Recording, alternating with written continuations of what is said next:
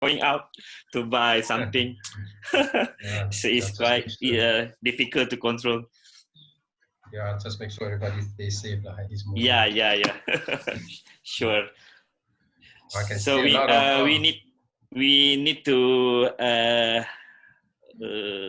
wait for maybe some of the coaches. They still on the way to join our webinar. I think around 10 or 15 people more. No problem. Okay, coach. You can wait. Yeah. I see Joshua also here. Don Yes. Zola. Yes, coach. Hi, coach. Hi, coach. How are you? Yes. Hi, Faik. How are you? All the familiar faces. So we have today we have around 80 coaches from Malaysia, Indonesia, Brunei, Singapore, India also. So this actually this webinar is for maybe we want to get some idea from a top level of coaches to to give and share their methodology, philosophy about futsal, so everybody can get it and learn and apply it to the training and game. So thank you very much, Coach Yong, because sudi untuk join kita pada malam ini. No problem, you are most welcome. So saya pun tahu bukan senang untuk kamu semua, all of you, to arrange this kind of seminar, the talk lah online. Yeah. But I'm glad that you and your team have the initiative to organize this kind of online seminar and sharing. This is good to keep futsal active to everybody. You gather most of the Asian people, all the coaches to gather together during this time frame. Yes. Bilik tu, ayah pun nak ambil semayang.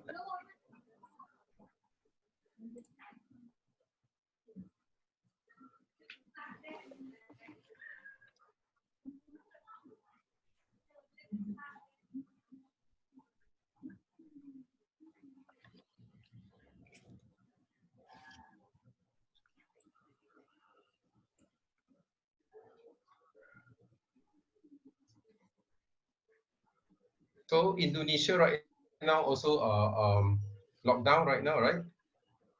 Yeah, semi-lockdown actually. Oh, semi, Yeah, Jakarta. Oh, you're in Jakarta right now.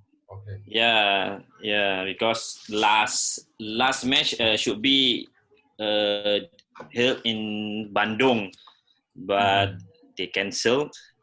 So I stay in my wife family house. So until now I cannot go back to Malaysia because there are no flight. Okay. Just make sure the safety is always come first for no choice. Everybody. Yeah. Just hope for the best. This COVID-19 will be over. But seems like going to impact to the international competition. I just also received a news from AFC that unfortunately all the international competition have to cancel for 2020. Yeah, so for now, so seems like it doesn't look so positive. But it's good to keep everyone active. It's good to see that. Yeah. Physically we can't do anything, but actually then at least we have this online thingy. Physically everybody also locked down. I believe India also same, right? Lockdown also, right? India. Joshua? Yes, coach. But in Goa it is better. Now they are allowing training for sports to start. They're not too bad. Yeah. Brunei also improving. Brunei. Singapore only is next week is coming back. Brunei no lockdown, coach. No lockdown, huh? Yeah. That's better because the number quite not so many. Yeah. How about Singapore right now? Yeah, Jasper here. Jasper. Jasper not yet, coach. Farhan Farouk, I see Farhan Farouk, you're there? Yeah, coach. I'm here. Farhan sembunyi, huh? So how's Singapore Singapore? it's okay lah. We are in lockdown, but they are easing it. I think next week, next 2 weeks or what, we can start school, but in staggered weeks, just few here and there. Yeah. Okay. Oh, I saw the Coach Faizul Ghaffar also here. Coach Faizul from KLFA. Saidong, I saw Yeah, there's Saidong. also some. Yes, Saidong Surabaya. Good to see you. Oh, good friend. Yakub Shah also here in Brunei, yeah? Yakub Yeah. Shah. Yeah, most active in Brunei, one, huh? Yeah, coach. How are you, coach? Good. Yeah, I'm fine. Really happy to see all of you. Really happy. So are we still waiting for coaches to join in, to join in, coach? Yeah, I think we can start first because for as your knowledge, this session also will be recorded. So maybe some coaches will come late, so they can see later with the recording. So I think so saya mulakan ya coach ya. Okay, can. Okay. Jadi assalamualaikum dan selamat malam. Good afternoon to all participant coaches from Malaysia, Indonesia, Brunei, Singapore, India, and also there are also one student from Egypt join us for tonight. So jadi pada malam ini teman-teman pelatih, ya, kita akan bersama Coach Chu Yong, satu nama yang tidak asing lagi buat rantau kita di Asia Tenggara. Beliau juga adalah seperti yang kita tahu one of the top coaches pada best coach of the world, top 8 in 2017. Don't say that. Not the best yet. Top 8. So hari ini dia berbesar hati untuk share filosofi dan juga beberapa elemen penting dalam cara beliau melatih dalam futsal. Jadi saya rasa tanpa membuang masa lagi, saya mempersilakan dan menjemput Coach Yong untuk meneruskan sesi kita pada malam ini. Silakan Coach.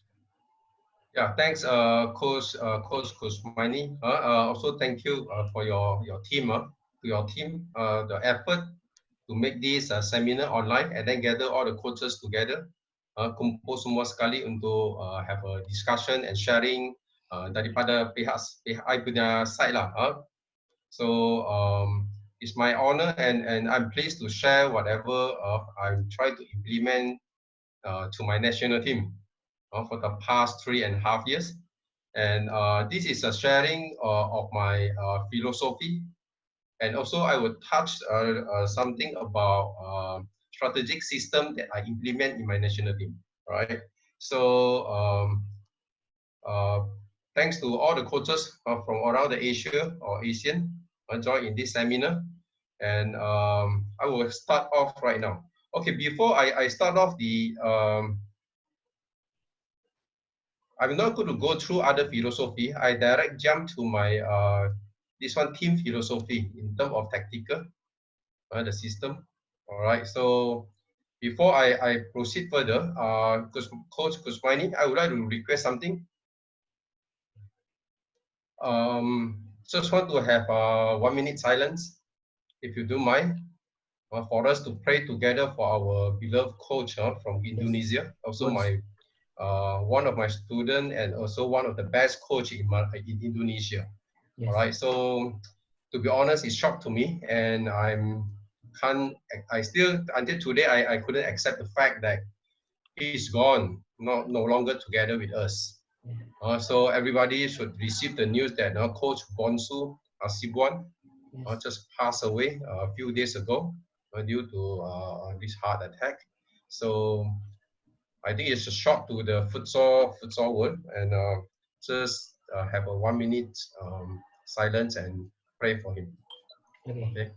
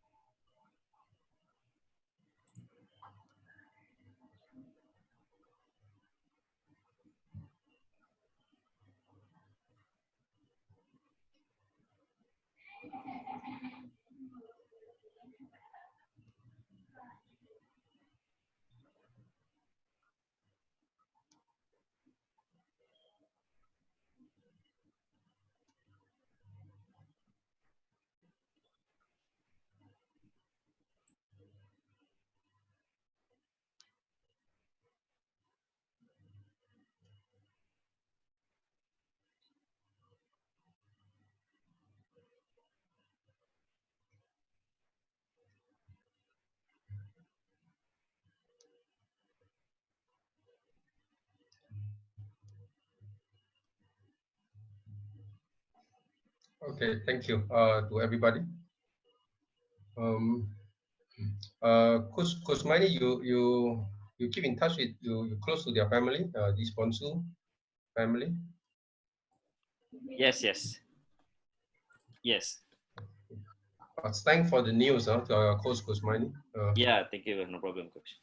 Okay, so we just pray that may his soul rest in peace, and we continue to pray for him and his family.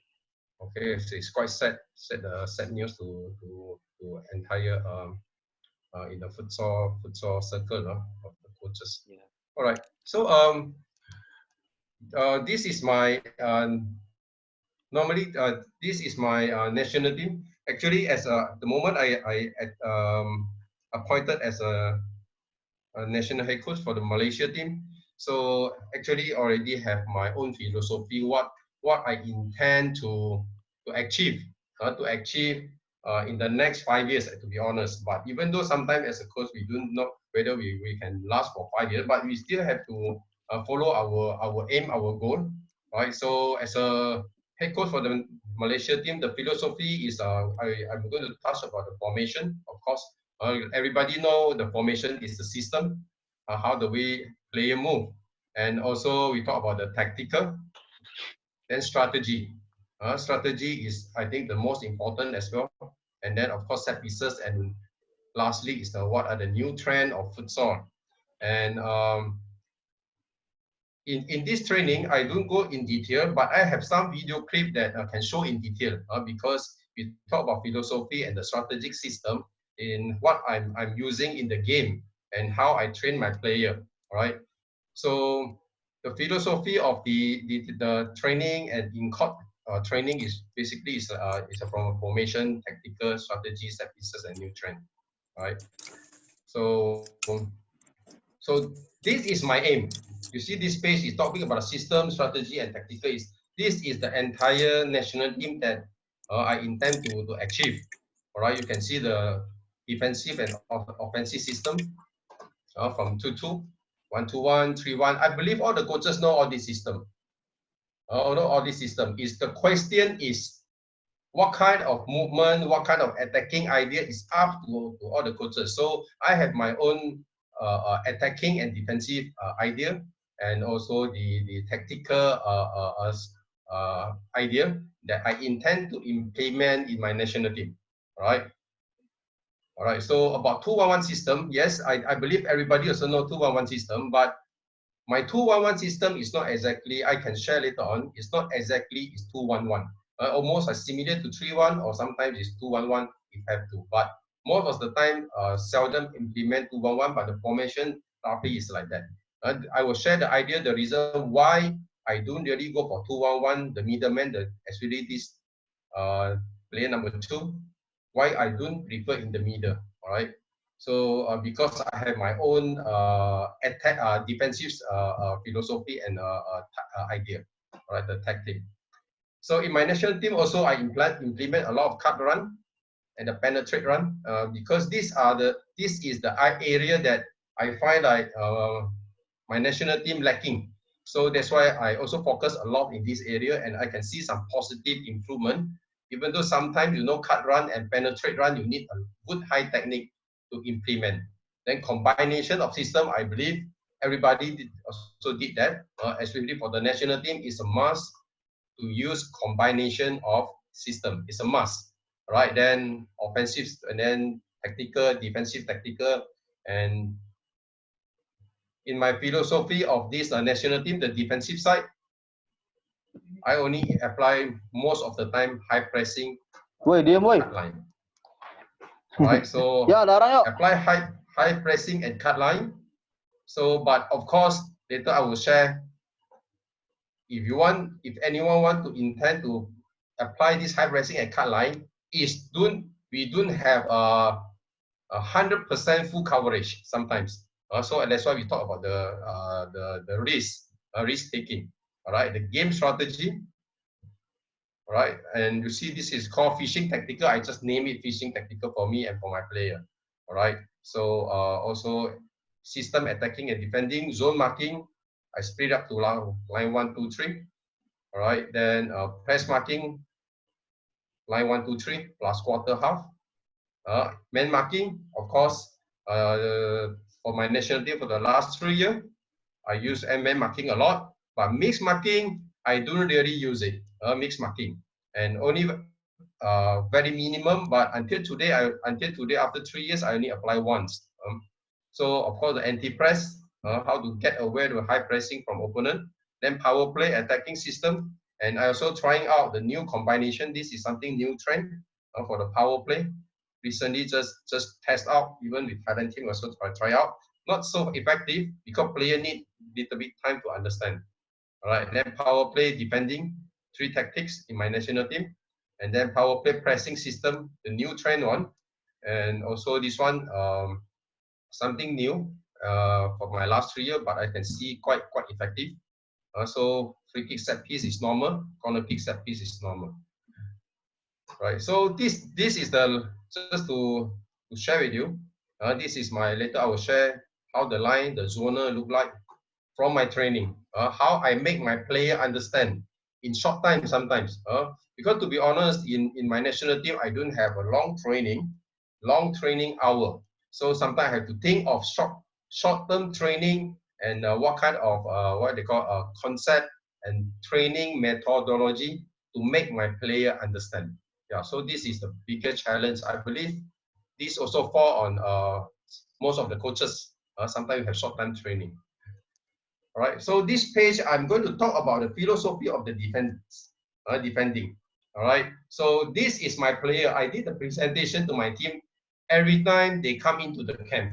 So previous slide, I have a lot of slides, but I'm not going to share about this because we only got 2 hours. So we talk about high pressing, like defense, like quick pressing, dual marking, triple marking, quick transition in defense. How?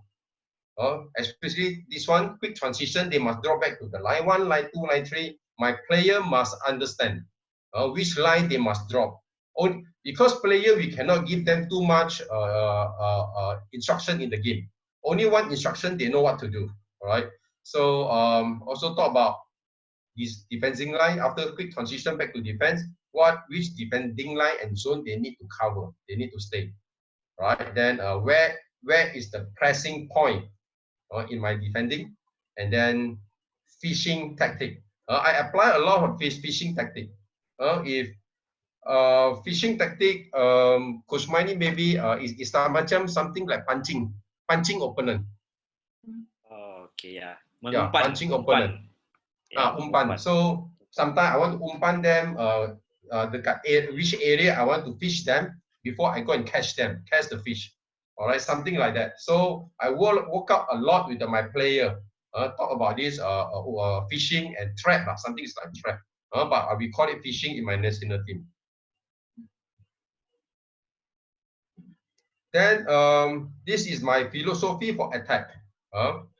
So this one for the defense. High pressing, quick pressing, dual marking, triple marking. This one, maybe I can share the video for you to have a look about the high pressing.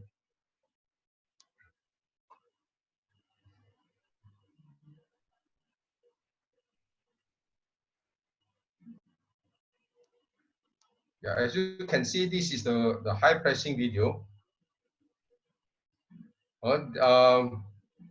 Later on, I will explain the zone, the line. So play, they understand. One instruction from outside, they know how to react. So as you can see, this is so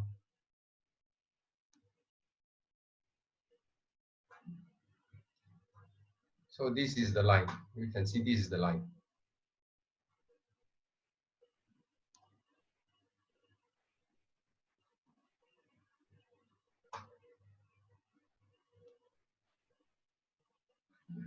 So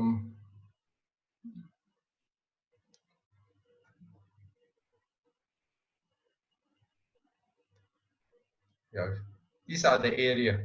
We only give free space in this area for the opponent. We wish to as you can see this area.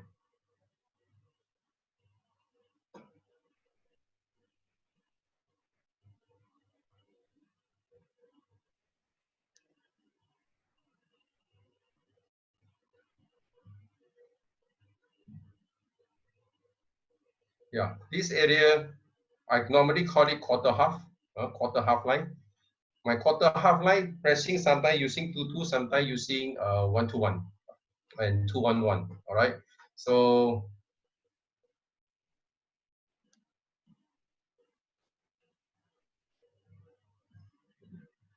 even sometimes I press until up to maximum point.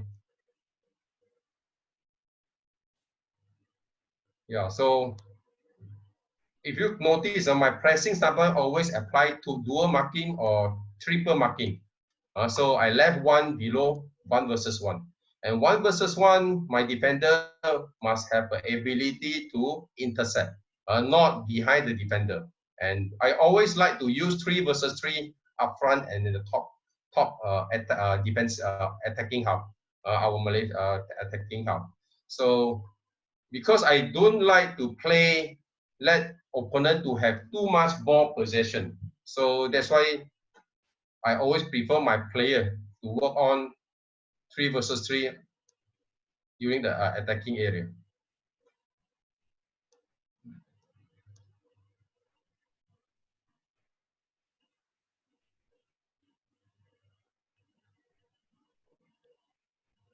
Okey, jadi buat teman-teman pelatih, mungkin saya boleh recap sedikit ya. Jadi Coach Yong sekarang lagi menerangkan kepada kita semua filosofi atau cara dia melatih di timnas Malaysia, okey, yang mana dia telah siapin cara ini atau falsafah serta metodologi yang dia mahukan buat 5 tahun ke depan, ya. Dan dia sudah pecahkan kepada kita buat dia gimana dia mau defend, gimana dia mau attack. Jadi filosofi ini harus difahami dan dia akan terangkan setiap kali bila pemain-pemain timnas Malaysia datang laporkan diri. Dan jadi cabaran tantangan buat beliau adalah setiap kali mau melakukan latihan, itu sudah pasti latihan hanya bisa dilakukan dengan jangka masa yang tidak lama. Jadi inilah satu, dia harus every time selalu harus terangin supaya pemain dia faham. Dan pada ketika ini dia sedang menerangkan kepada kita secara total pressing defense, di mana pressing yang 2-1-1 yang sering dilakukan, dia membiarkan 3 pemain 3 lawan 3 di atas dan 1 pemain akan tunggu di bawah dengan bersiap sediaga untuk melakukan antisipasi dan juga interception. Yeah, Coach, please continue. Okay, thank you, Coach. Okay, if you can see here,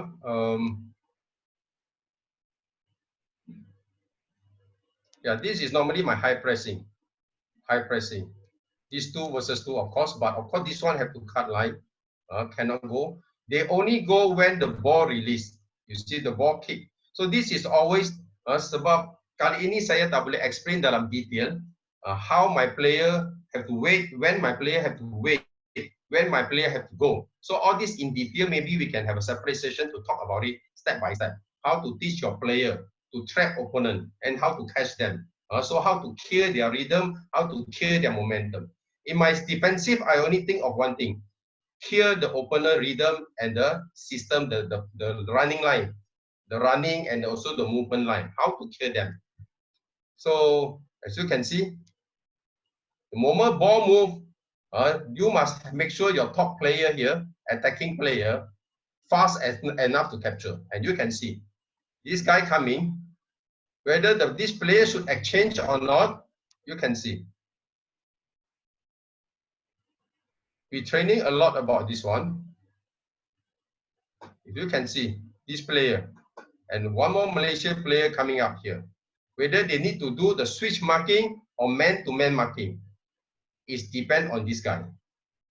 So this is I did a lot of training in the game, and this I always like to training this area, quarter half area, 3 versus 3 to win the ball or force opponent to lose the ball possession. Regardless, we play against strong team or we play against weak team. My player, they know it's a must to win the ball here. If they cannot, they don't play. All right. So this is the part of the psychology philosophy that maybe we are not talking in this seminar. So, okay, you see This one they use man to man. I'm okay man to man. This one you see. This one.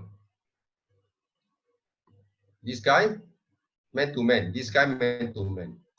The reason they call man to man is okay. This guy already lose marking, to be honest. If you notice, this guy already lose marking, and this guy have a correct distance. But for me, it's okay because this player on top is very close to the opponent. He cannot play long pass. That's why my player from behind always read the player in front. 3 of them must read. If this distance is far, they maybe need to switch. Cannot man to man. If this guy is close, it's up to them. They want to switch or they want to man to man. All depend on this guy. So also this is my defensive fishing point over here. Then of course, is a dual marking and triple marking is a must. You see this guy, these 3, and Ayun, this guy will come here. From here, right, to cram out the whole area to win the ball. One must win the ball by 2 player or 3 player.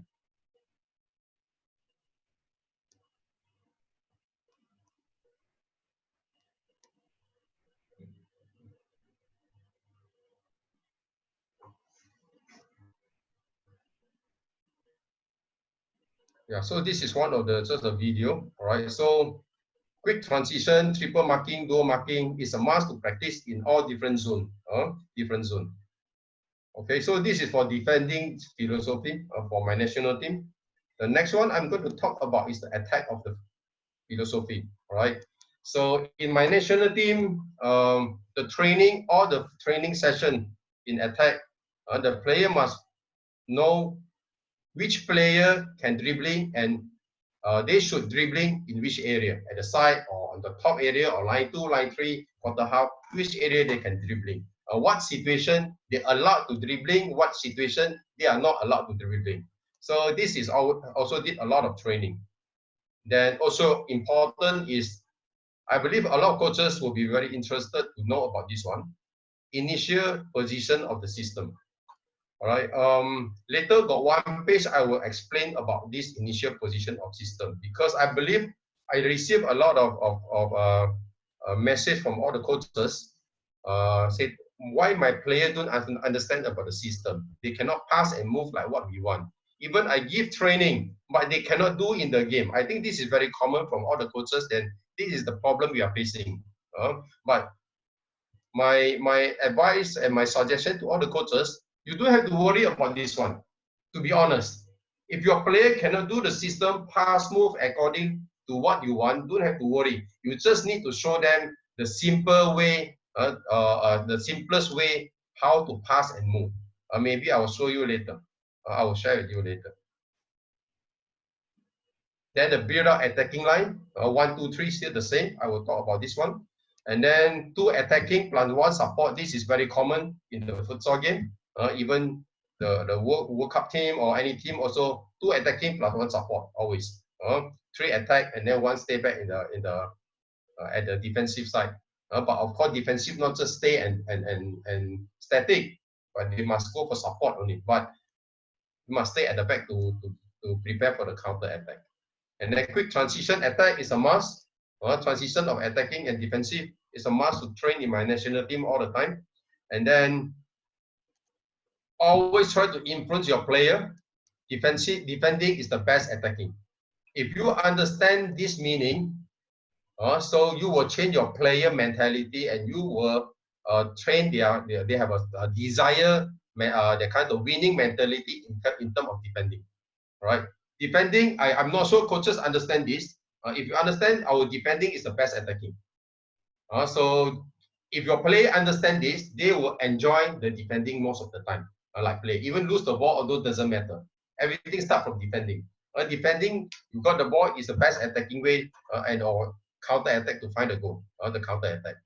And then also in my national team, they must have this cut run and then long pass. All right, specific situation, not all the time long pass, but only in the specific situation and also the position. All right. So if you got a chance, I will touch about this also. And then again, my attacking also got fishing. Now fishing tactic. So I discussed a lot. This one, I sit down with a lot with the player to talk about this. Okay, this is my philosophy of the defending and attacking for my national team. Okay, but important, end of the day, the systematic of the training is the bottom line. So in order for our player to understand what we want and what I want, for them to apply in the international game. So systematic of training, I believe coaches know what I mean. We talk about the proper training, basic, functional, advanced, and then two-sided game. Systematic, and the systematic kind of a method is very important. All right, so attacking, offensive, I use this four system like the rest of the coaches, same thing. And each system from my national team, at least I apply 3 type of attacking option. Each system. Setiap system. So Kusmaini, you want to explain in bahasa to them? Okay, thank you coach. Okay, jadi buat teman-teman pelatih, jadi sekarang coach Yong lagi membicarakan soal cara dia meletakkan filosofi menyerang serangan buat timnas kebangsaan Malaysia. Jadi dia punya 4 cara, yaitu di mana 1-2-1, 3-1, 2-2 dan 4-0. Di mana setiap sistem ini dia akan terbahagi kepada 3 cara atau tipe di mana tactical itu akan berjalan. Thank you, Coach. Yeah, thank you. Kusmaini, if you want, you think some point important, you want to translate to bahasa, you stop me anytime. Okay. No problem. Okay, because I don't want continue to talk, then some don't understand. Feel free.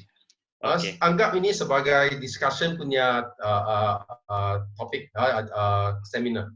Alright, don't worry, just stop me, then you think important to let them know, then you let me know. Alright. So this system, I at least apply three type of attacking idea, or 3 type of attacking movement.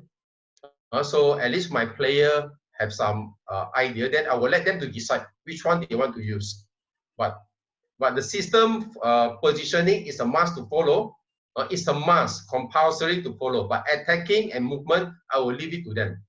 All right. So, but we as a coach and for the national team, it's my job to let my player to make his own decision, depend on the situation. All right. So we must give them a lot of option and also idea. All right. So just want to share with you this page. Kusmaini, you stop me if you need. Okay, CO, that means a combination of. All right, so in my national team, I always use 1-1 convert to 3-1, 1-1 or 1-1 convert to 2-2, or 1-1 convert to 4-0. That's for one topic they must understand, my player.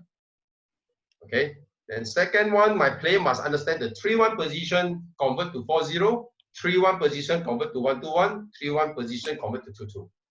So 4-0 also same, how to convert to 3-1, 4-0 to 1-1, 4-0 to 2-2. Then last one, 2-2 to 3-1, 2-2 to 4-0, 2-2 convert to 1-1. In order for my player to understand this, I emphasize a lot is these 3 columns, but I don't emphasize in this 2-2 first. Start from 2-2 position. Right? The reason is I prefer this because I based on my player ability. All right. 2-2 for me is mainly for the physically strong, technically strong, I can apply. But my player and maybe Asian player, we can't do that. So this is based on my personal opinion. All right. So that's why I don't use this one. Start with 2-2 positioning. I start with 1-1, 3-1, or 4-0. Initial position. All right. So if the moment they know all these 3, then it's easy. Then I will use 1-1, convert to 3-1. Then from 3-1, you can see here 3-1, how they convert to 4-0, how they convert to back to 1-1, from 3-1, how they back convert to 2-2. I have all kind of training. If your player understand these 3 columns, the combination of the system, then end of the day, it's very easy for them to play in the game. And I practice this. In short time, my player can understand very well by doing this. My player can understand. So only I have to decide which pair suitable to which system. And you can see my first pair is only 3-1, 3-1. Last 2 years is 3-1, 1-2-1, 3-1, 2-2. But this year, I include 3-1 and 4-0. And 4-0 for pair 1, I convert to 2-2 for attack. All right. If you notice my national team, my attack is mostly is 2-2. Attack, attacking. 2 person go for attack, and then 1 person come and support, and then the other one stay back. If you notice my training, my national team, all the game, all the matches, if you notice. So this one for me is very effective. But unless one day if I have a national team with very strong physical, then I will put in this one. Start with 2-2. Like what we play against Australia. Even though Australia that time, recently we lost about 6-4 or 6-5. Yeah, all the way. Australia applied 2-2 ever since Australia. And some strong team 2-2 no problem. Physical strong, technical strong, physically tall, no problem for them to apply, but not for my team. If 2-2, I will lose out for sure. So you want me to explain any further about this one, this page? Okay, coach. Sorry, coach ya. Okay, maybe ada yang teman-teman menanya nih apa ya wording atau perkataan CO nih ya, CO nih. Ini maksud di sini seperti di layar coach terangin pada kita semua, itu adalah kombinasi dan pertukaran dari satu sistem yang digabungkan, ya, kemudian dia akan menukar ke satu sistem.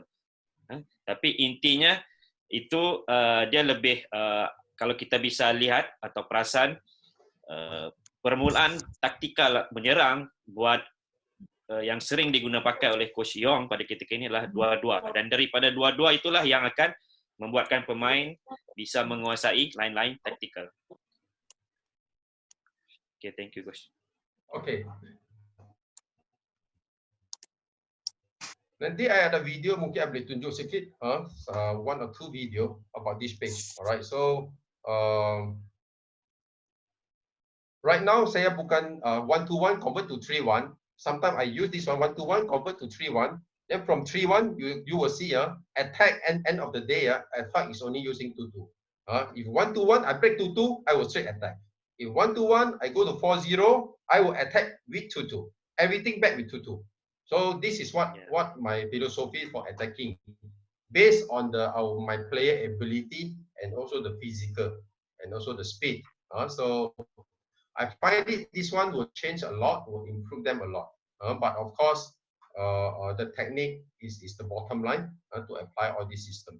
All right, so I will jump to the next page. Okay, so before I jump to the next page, this is for attacking, and also at the same time, can you as an anti-press for me? Anti-press, if opponent full press. All right. I like to use system to do anti-press.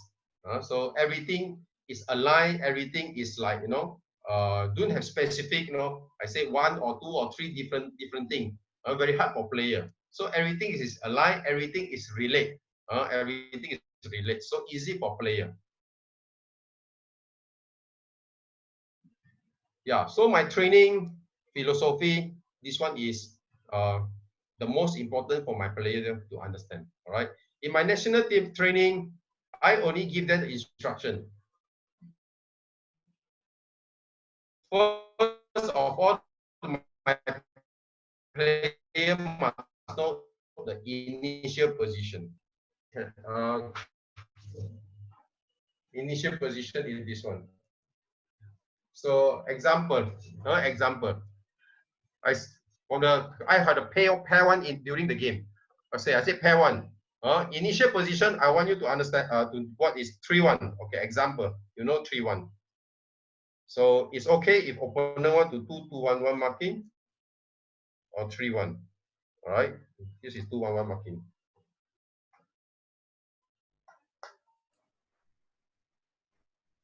Sorry coach, maybe share screen-nya di stop dulu, baru kita bisa melihat technical board.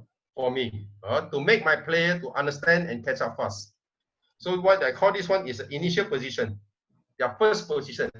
they must follow, they must form. If I say 2-2, sorry, I stay 4-0, they must stay 4-0. It's a must for them to stay 4-0. And my 4-0 not necessary to be like this. Sometimes we apply 4-0 like this. Also can. Okay, So it's Coach, up to them sorry. because we can. Sorry, Coach. Sorry? Is it your mean initial position is your starting position for every situation? Exactly. Okay. Buat Correct. teman-teman ya, Correct. buat teman-teman ya, apa yang dimasukkan oleh Coach Yong itu initial position itu adalah permulaan sesuatu permainan untuk setiap taktikal yang dia mau lakukan. Contoh kalau dia bilang 4-0, okay, jadi pemain udah ngerti nih gimana kedudukan dan keberadaan dia dalam satu di mana lapangan yang dia harus duduk, ya. Yeah, so 4-0 can form like this. 4-0 can form like this. For me, no problem. Initial position. 4-0 important is in certain area, they must fall together, come down. 4. If I'm talking about 1-1, they must form 1-1. This is initial position. So in the training, I training a lot about this one. And then the next is what? The next one, I consider first move. If you notice in my slide, the first move and second move. What is the first move? The first move is after pass, where I want all this player to go. This player attack, I want this player to go here, go in, go out. This is the first move. I only need player to understand this one, enough. All right, first move. Or pass. If player first move here, he also must go in. Then this guy must come out or go in, doesn't matter. All right, go back, stay away from opponent. This is the first move. Okay, so first move for this player, anchor. First move for these two, this ala. First move for this pivot. I only need them to know. The moment they pass, example, he move here, go in, go out. After the first move, I will teach them. After this, you are free to attack. But of course, our job to teach them to attack is only 1 or 2. You have to show them at least 3 or 4. So in the game, it's up to them. You want to straight attack here, or you want to straight attack here also can. If not, you want to come here, you pass, come back. This one go in, highest point. We training a lot. This one highest point. All right. Then this one must bring the ball. Yeah, go for highest point. Then wall pass or far post, and then cut in. So I show you one more time the slow motion.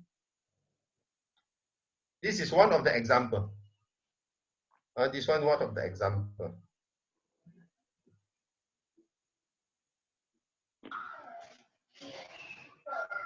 They lose the ball. First one. Example, player attack. Home. Okay, finish. They have to drop back. Example, sorry. Home, start from here. Initial position. Because your initial position, remember,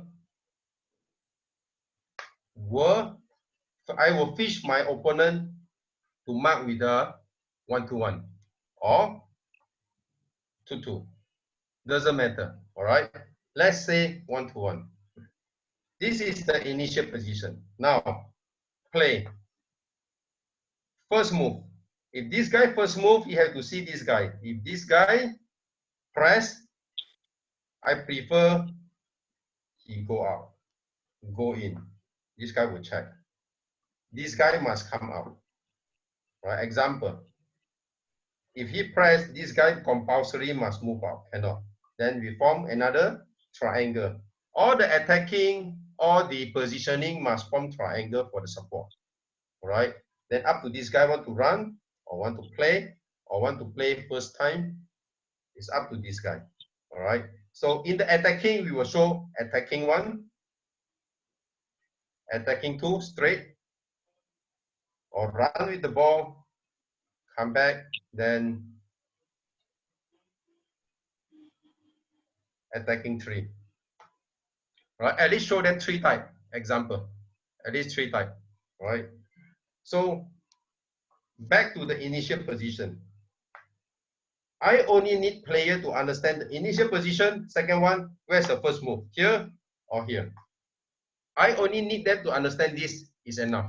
So the rest I will leave it to them, because in the training I will give optional of attacking idea. All right. So Coach Mai, you want to explain to them, Coach? Ya, okay, Coach. Thank you, Coach. Okay, jadi buat teman-teman pelatih semua, okay, buat Coach Yong itu, dia apa yang penting buat beliau adalah dia butuh atau perlukan pemain itu ngerti ya initial posisi ini, permulaan posisi sebelum melakukan sesuatu pergerakan. Dan yang paling penting adalah pemain cukup buat tahu atau faham, ngerti apakah pergerakan pertama mereka setelah bola dimainkan. Nah, dan yang berikutnya terserah pada pemain atas inisiatif dan kreativitas pemain apa yang mereka akan lakukan tergantung sesuatu keadaan dalam permainan. Dan Coach Yong dalam latihan juga akan memberikan beberapa opsi menyerang buat pemain supaya mereka bisa laksanakan sewaktu pertandingan kelak. Okay, thank you, Coach. Yeah. Okay, thank you, Coach. Coach. Important for us as a coach, I don't like to force my next player.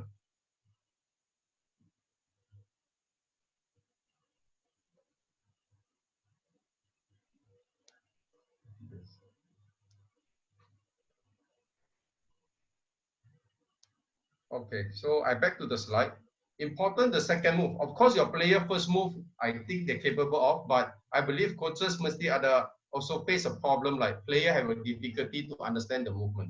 But if you find your team player can go for second move, third move, that would be great. The game even will be faster. So this one in the training very important to me, this one. So I only implement this in my national team. So the rest I will leave it to them. So what is the initial position?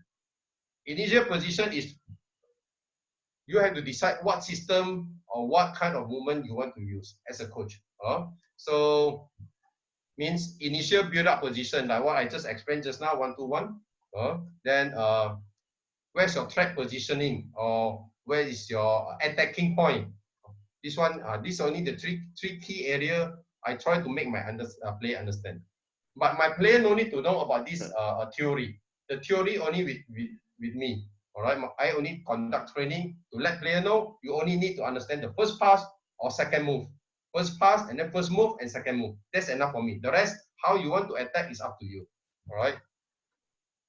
So this is the meaning of the initial position. Sorry, Coach, they cannot see your slide. Oh, they can't see, huh? Yeah. Oh, can you see?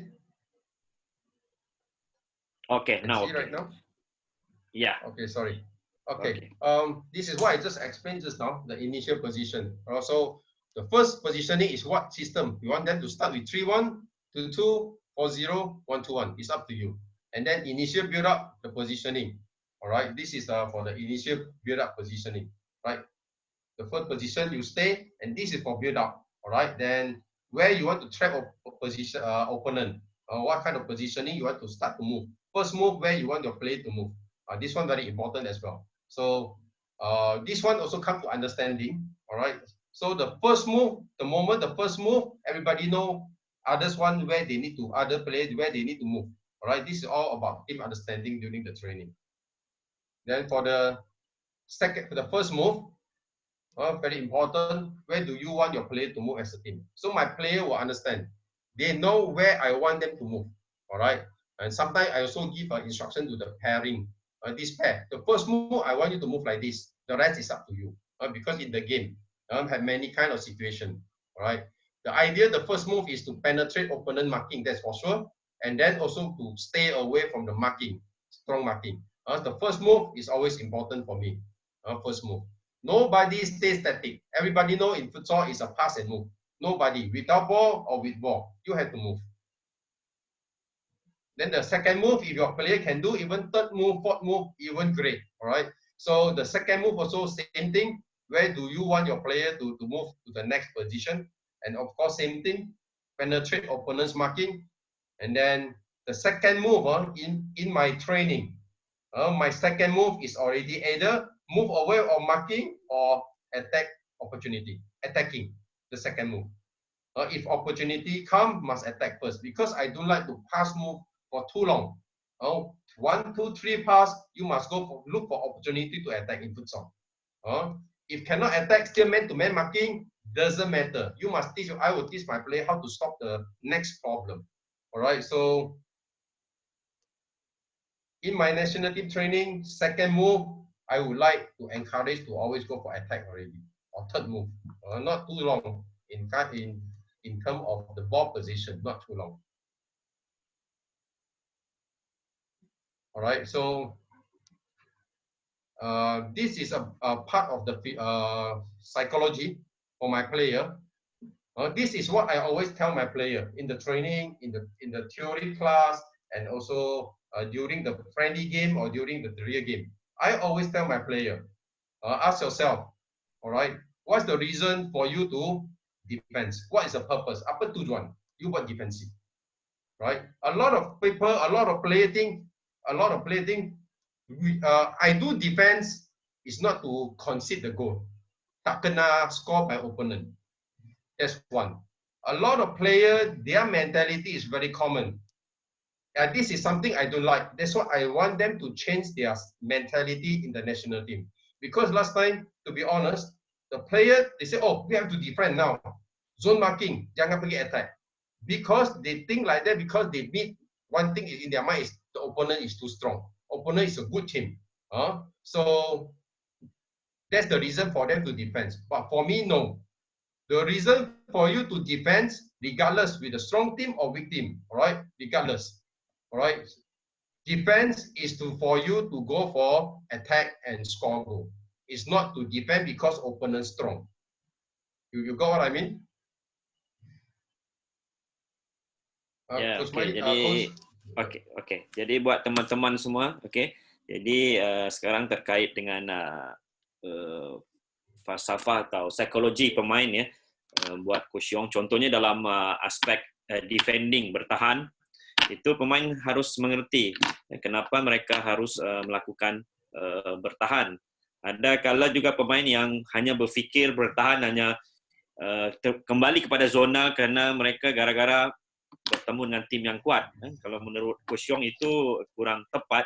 Apa yang dia pengen atau mahukan adalah pemain itu sentiasa melakukan defend dengan menyerang lawan itu. Karena dengan menyerang kita bisa menguasai bola dan juga bisa menjaringkan gol. Tanpa menghiraukan atau mempedulikan kekuatan atau kelemahan tim itu. Dia akan tetap menyerang. Okay, sorry, Coach Kusmaini, I just make a little bit correction now. Regardless with the bottom one, regardless we meet the strong team or weak team.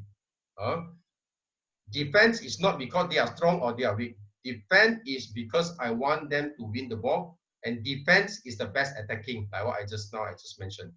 And defense, my defensive would like to always make opponents struggling. So this kind of psychology always have to influence your player. Don't teach your player, we defend because opponent too strong, or we don't defend because opponent famous punya team. This is not what they call healthy kind of psychology of training for the player. You defend with a strong team, also you go and press. If you against weak team, also you go and press. We don't care about this one. This is part of psychology training. So in my defensive side, I implement 1-to-1, and if I implement 1-to-1, there's a target man, which man we want to kill, and then the cut line. I defend with 2-2 also, but I have a target man to kill off untuk matikan atau hilang momentum, then apply cut line. Cut line, that means which line you need to cut to go for intercept. Example, this cut line, ini cut line apa saya maksud? Ini cut line. Example, kalau 2-2. I will show you the video later on. Cut line example. If 2-2, defensive.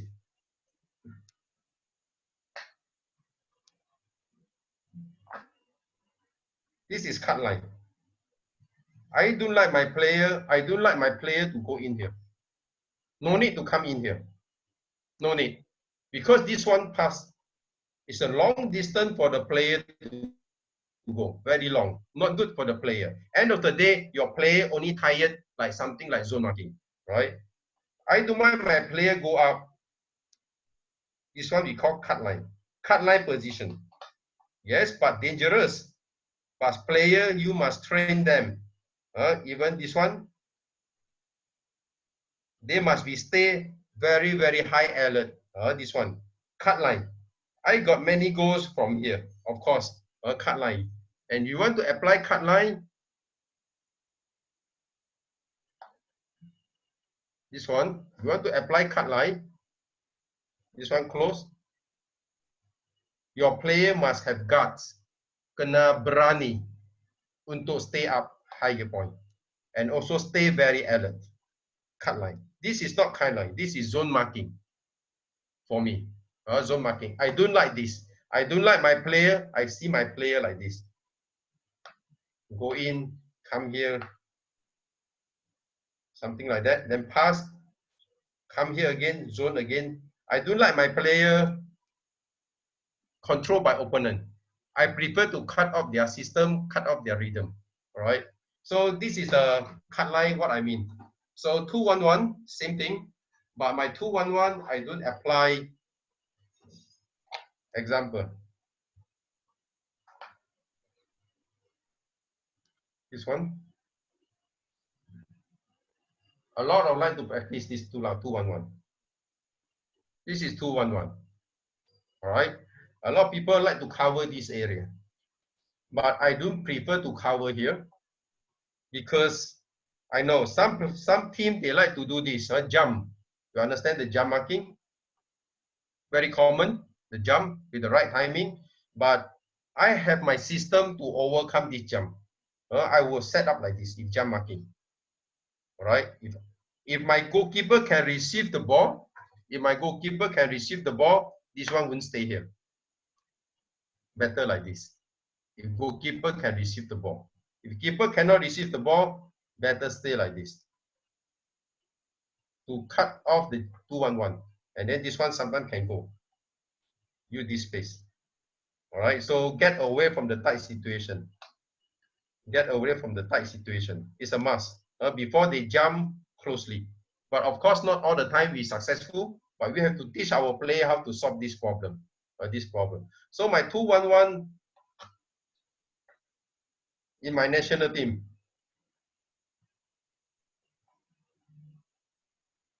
If the ball here, 2-1-1 like this, it's like this. Almost same like 3-1. But this guy, his work is covered here. This area. All right. So like this too. If this come, I want this guy come very fast and he will drop. Only little bit. Because no need to come here. Too far distant. I don't like this. So like what I say my training, I want 3 versus 3. Settle here. 3 versus 3. 1 versus 1. This player must have ability to cut. It's a must.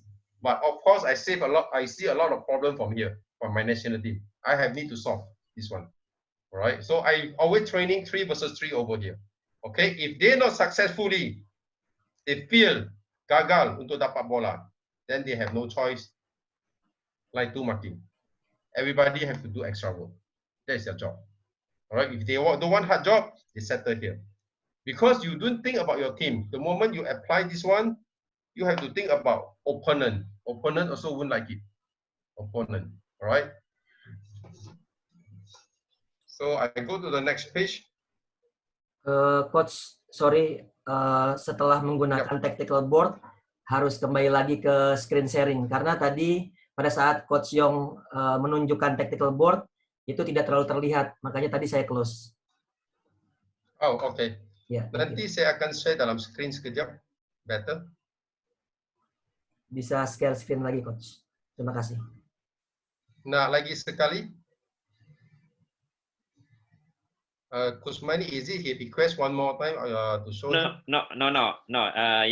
After you already show your tactical board, now you need to click another one, another time, share screen. So for the next session. Okay. Okay. Okay, all right.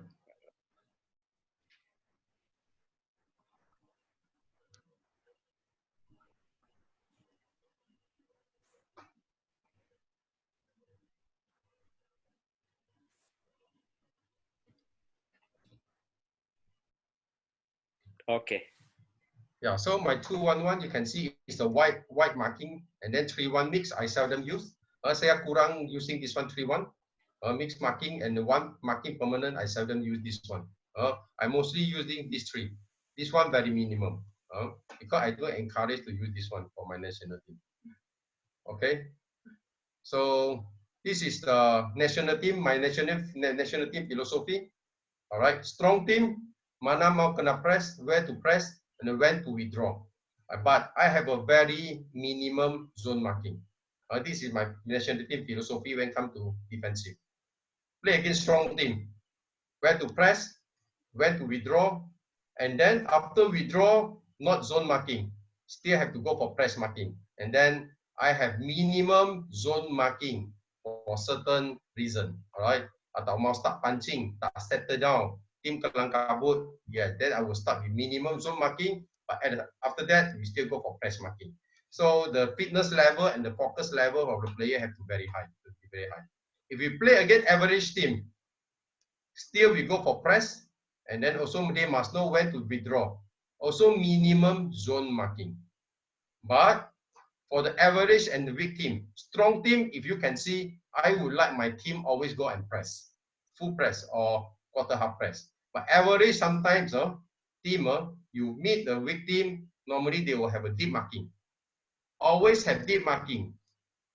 Because deep marking, all the player, weak team, if you play against weak team, they will occupy this area. Very hard to attack. So in this case, I'm not going for this one anymore. All right. So my defensive, I always implement this one, Y versus concept, defensive. All right. Sometimes you understand the Y versus, Kusmani can explain in Bahasa. Okay. Vice versa itu adalah menyerang dan bertahan. Konsep menyerang dan bertahan dalam satu waktu. With strong team, sometimes you see, if I play with average team or weak team, I don't go for press anymore. I only like to press strong team. But for the average and weak team, I normally will withdraw and wait. Sometimes, if I always go and attack, cannot, I will come back.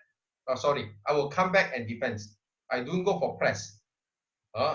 Because some team they willing to lose the ball, but they stay in zone marking. No very minimum space for us to attack. I think most of the team also facing this problem. So if we face against a weak team, sometimes I will withdraw, then I will let them come. Let them come because weak team, we know sometimes they are not good in attacking tactical or they lack of idea. So sometimes if you go for Y versus concept, sometimes it will work very well. And this is what I implement in my national team also, Y versus concept. Because here I cannot show you the training too many, and later on I will go through some video is about high pressing. But this one maybe we can find other time I will explain. Okay, so this is my defensive line. This is how I create my defensive line for my player. Line 1, this is attacking, defending. So I will use line 1 for attacking, also defending. Line 2, attacking, defending. Line 3, same thing, attacking and defending. So quarter half only defense. All right. So my defending mostly line 2, line 3, and quarter. Attacking, I build up line 2, line 1, line 2, line 3. Defending, line 2, line 3, and quarter half. I only apply defending line 1 when I lose one player. Example, red card. I only apply line 1. 3-person versus 4. But still I go for press. Okay, so this is my national team defensive philosophy about this one. All right, so but of course my defensive, you must always tell your player, encourage your player, and we as a coach also I always encourage, always take risks. Besides take risks, also you must learn how to create. This is what I like the most. This is what I always create dalam saya punya defending dalam game. Chaos, especially dengan strong team, I like to implement this one. Because this one you will, what they call, kalau you implement chaos, you will cut off opponent punya rhythm and also dia punya momentum. This is very important. I will show you 1 or 2 video. If opponent press or opponent, what they call, press my team, I like to counter press balik. Because if they want to press, I don't want to my player to show like they are kelang kabut, but we want to counter back. This is where we start to create a chaos. In the training, I also create a lot of chaos training. So this is a 50-50 risk taking, especially against the stronger team, physical big team, and then also the technically they are strong, better than us. Better we create the chaos. This chaos will help me, help my team to overcome this problem. Okay, so the next one is I always work and plan with my player about strategy, tactical. I don't decide my own in my team. Okay, I want you to do this, do that. No, I will sit down and discuss with my player. Because the more you discuss, let them suggest sometimes, okay, which plan you think is more effective. It's not to listen to their decision, but I want them to mentality like they are feel free and they are understand how to what tactical, what strategy needed to use. So that's why I prefer to work and plan, not instruct them. You instruct them is like robot. You work and plan with them is better way to make them understand they can perform better, regardless with strong or weak team, or sometimes specific team. I also like to sit down with the coach, player. Okay, today what tactic I think we prefer to use this that. But I already have my answer and the decision. If a player can tell me the tactical and strategy what I want, I'm happy. But if they can't, then I will counter and suggest back why don't we use this strategy and tactical. So this is also part of psychology, and also this one is me to encourage my player to have a free mind and understanding what strategy and tactical to play with. Example, tomorrow play against Mexico or tomorrow play against Uzbekistan. So they can feel free to decide in the game. So we don't train them like a robot or give them instruction like robot in the game. Right, so this is normally what I practice in my every game, every training. Even training, sometimes I also work and plan with them. So they also feel like, no, they feel comfortable. This is very important. All right, so this one I want to talk about strategy. Strategy in my national team, I have attacking strategy, I have defending strategy, then I have my pairing and mixed pair strategy.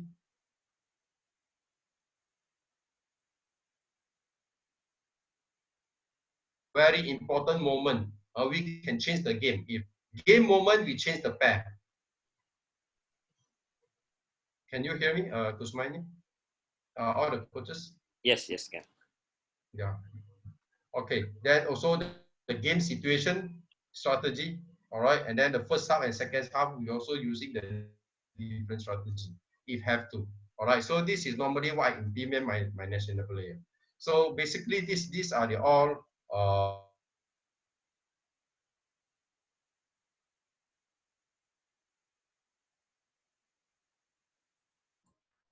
Suara hilang, coach.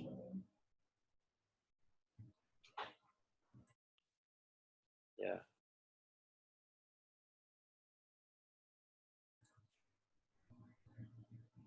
Tadi suara Coach? hilang, coach. Coach Yong.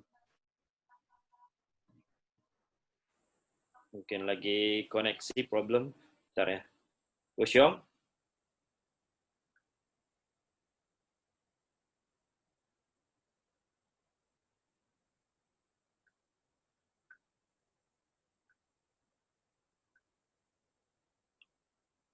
Hello. Hello, Coach? Yeah, can you hear me? I think lost the line. Yeah, maybe for a while. Okay, now okay. And you can Okay, share screen. Yeah. Can you see the screen? Not yet. You can see the screen, right? Not yet, coach.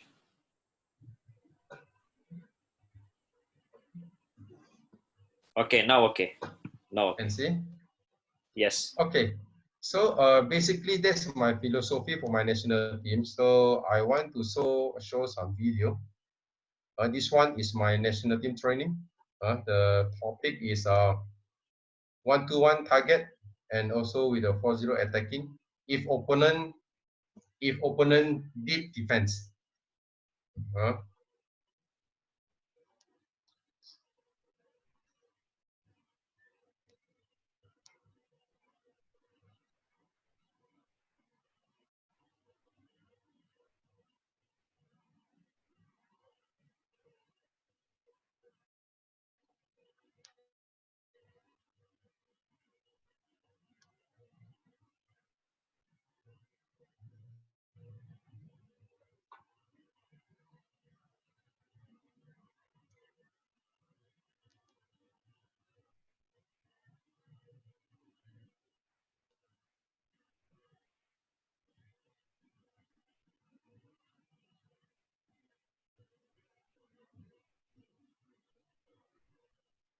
Okay, if you can see from this training,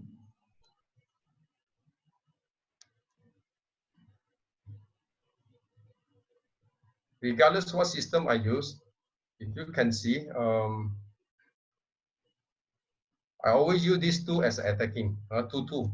I always break with 2-2, 2-2, then plus one support, if you can see.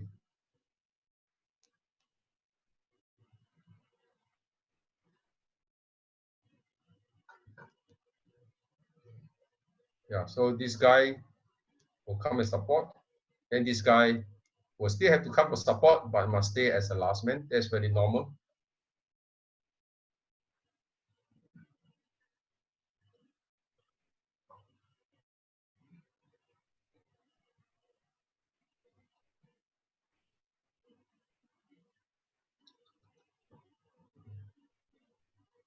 But the video running very slow.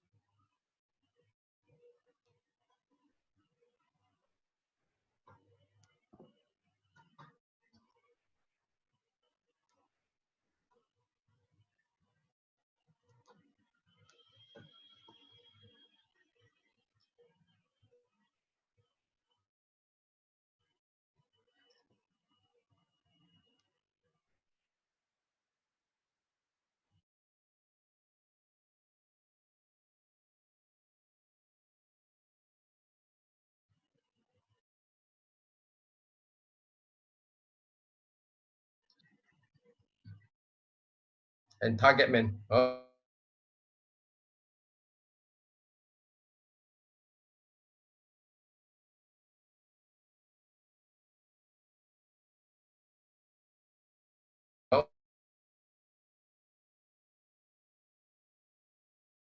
One to one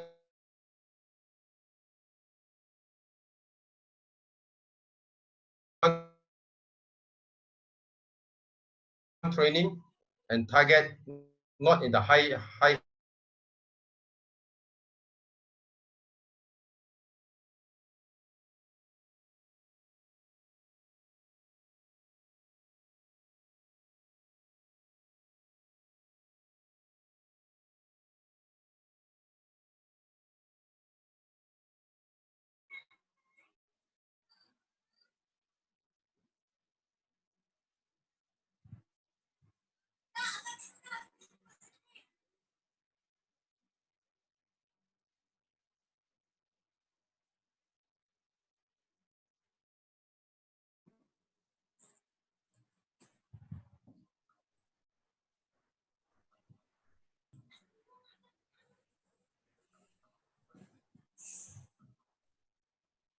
Sorry Coach Kusmeni, kayaknya koneksi Coach Yong sedikit bermasalah karena kita nggak dengar Oke, apapun. bentar. Oke, bentar.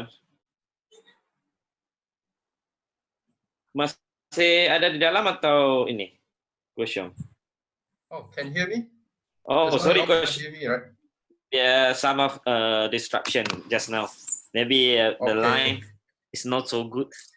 Maybe you can Okay. repeat one more time. Okay, sure.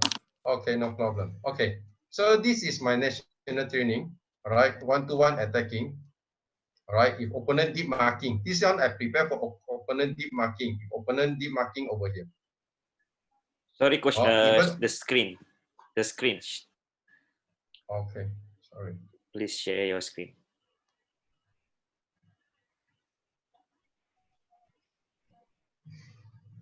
Can see?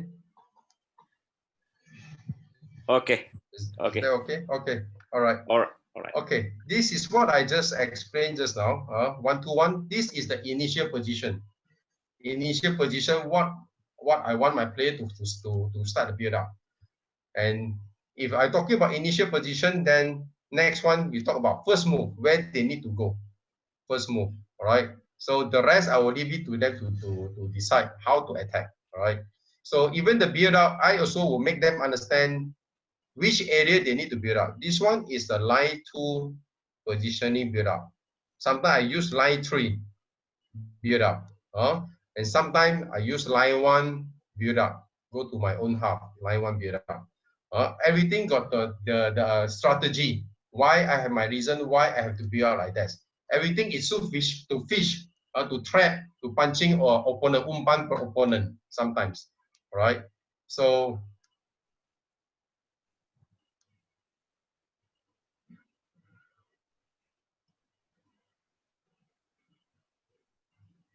yeah, so this idea, this training, these guys is very important. And then how fast they can come and support. And then this guy also same. So this is just a very basic training to make player understand without defender. Okay, and you can see the next one what they did. After one-to-one target, they attack, then they drop back. They start to attack with the 4-0. This is for transition training. Okay, before I go for 4-0, I want to explain one more. If you can see, this one-to-one training, you see,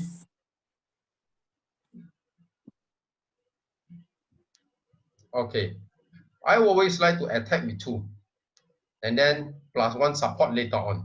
Always start with 2. Very minimum 1. Maybe certain situation or players sometimes not ready. Yeah, only go for 1. But I always practice player go for 2 attacking.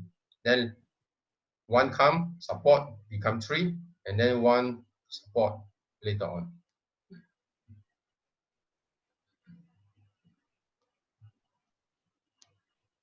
And now player all drop back to 4-0 position. And even they drop back to 4-0 positioning, this is my initial position again. So I give them very simple instruction. Line 2, 1-to-1.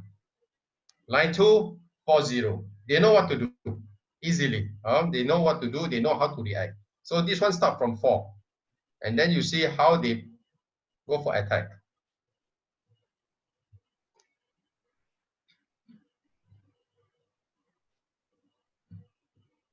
This positioning not so correct, to be honest. The positioning a little bit wrong, but we'll do correction after this. This is second pair coming for the same activity.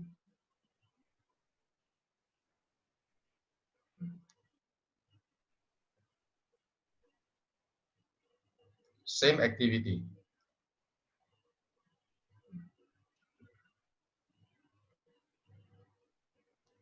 Now we draw back to 4 and break again.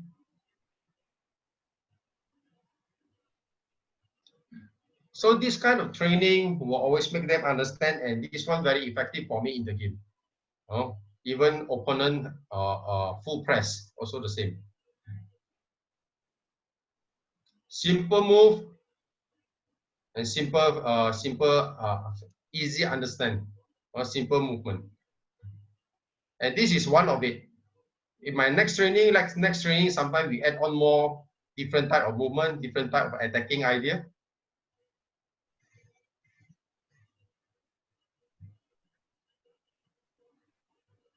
Then have 3 support. So back to 4.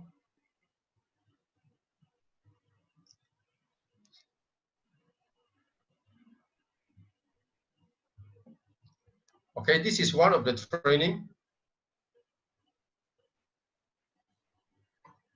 This is the progression training.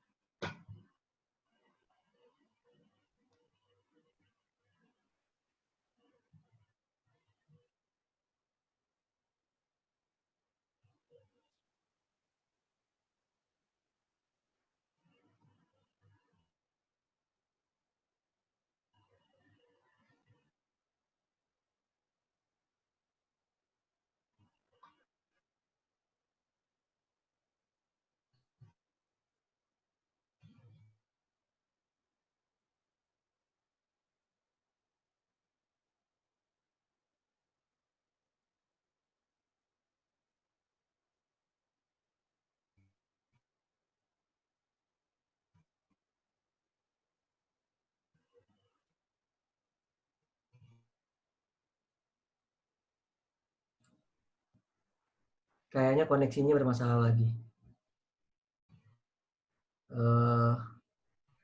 Kita nanti tunggu sampai Coach Yong masuk lagi. Ya, bentar ya, harap bersabar teman-teman. Mungkin lagi ada masalah connection.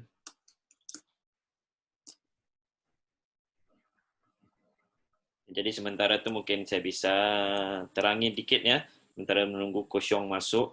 Apa yang diterangkan oleh beliau itu adalah setiap permulaan attacking itu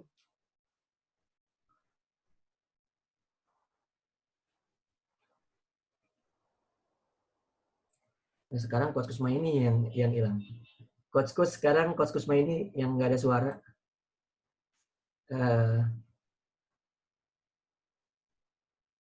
Ini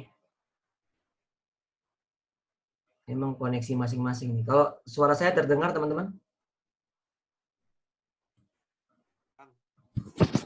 Terdengar, Coach. Oke, terima kasih. Kita masih nunggu karena ini freeze. Oke, tolong ditutup lagi. Oke, terima kasih. Kita masih nunggu koneksinya Coach Kusma ini. Coach Kusma ini dan Coach Yong. So far sih kalau yang lain aman berarti masalahnya ada di personnya, koneksi personnya juga masing-masing ya. Karena saya sendiri jelas, teman-teman juga tadi bicara juga jelas.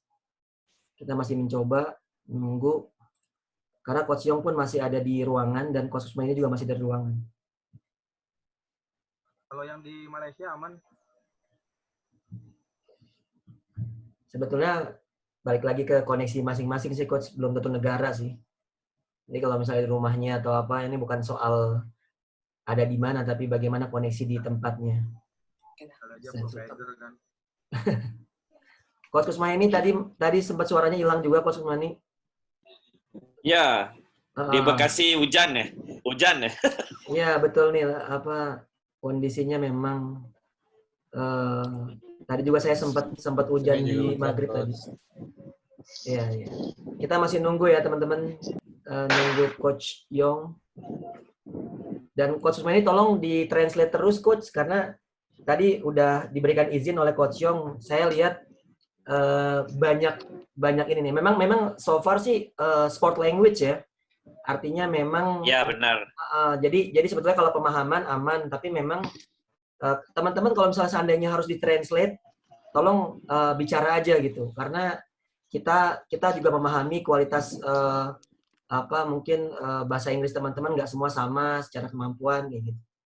Ya, tolong bicara aja langsung di kolom chat biar saya bisa sampaikan. Ya, mungkin saya bisa ulangi sekali lagi ya apa yang sedang diterangin sama Coach Yong itu ya. Jadi sekarang dia lagi menunjukin kepada kita semua cara dia menetapkan satu-satu cara untuk melakukan serangan. Jadi dia telah memperkenalkan initial posisi. Initial position ini permulaan untuk melakukan satu taktikal. Contoh kedudukan 1-2-1 atau 4-0 yang ditetapkan mungkin di lini 1, lini 2, lini 3 dan sebagainya. Oke, jadi ini pemain udah ngerti apa yang mereka mau lakukan.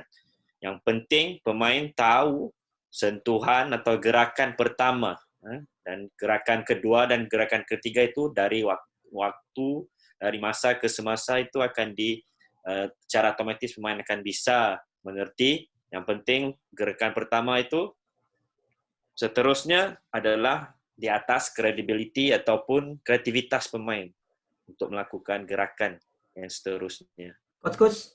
Coach, tolong ya. Kirim link lagi ke Coach Yong. Mungkin sekarang saya lihat Coach Yong tidak ada di ruangan. Sepertinya lagi refresh atau apa. Jadi teman-teman mohon maaf ada sedikit kendala. Yang pasti tadi ada chat juga dari beberapa teman-teman. Mereka mungkin paham arti secara bahasa namun tidak tahu apa maksudnya. Nah ini memang mungkin perlu dijelaskan oleh Coach Kusma ini nantinya membantu Coach Yong, karena tadi Coach Yong juga sudah memberikan izin untuk jika dibutuhkan untuk melakukan stop. Nah, Coach Yong udah masuk lagi nih. Oke, siap. Semoga tidak ada kendala lagi.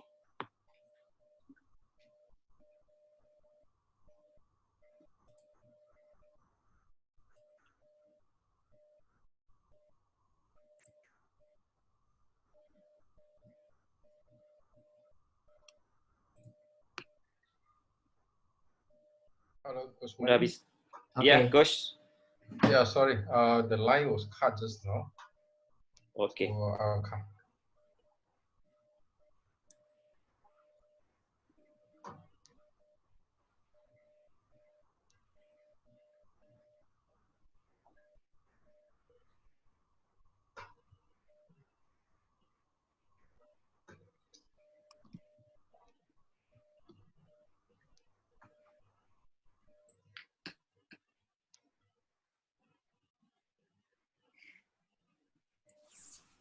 saya sarankan kepada teman-teman untuk videonya mungkin bisa stop video supaya membantu koneksinya supaya tidak lambat. Itu salah satu solusi juga sih. Stop video bisa teman-teman. Ya, nggak apa-apa nggak kelihatan dulu mukanya. Ya sudah nampak. Okay, so I just continue. This is one of the training 1-to-1 and also 4-0 attacking.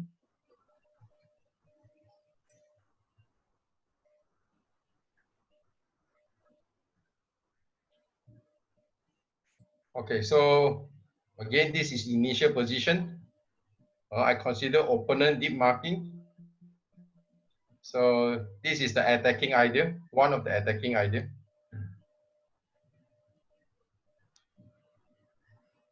Can be left side or right side.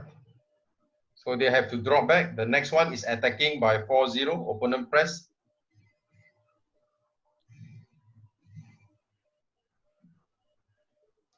Jadi Coach Yong membayangkan lawan dalam keadaan menekan, ya. Jadi mereka sedang melakukan pergerakan 4-0.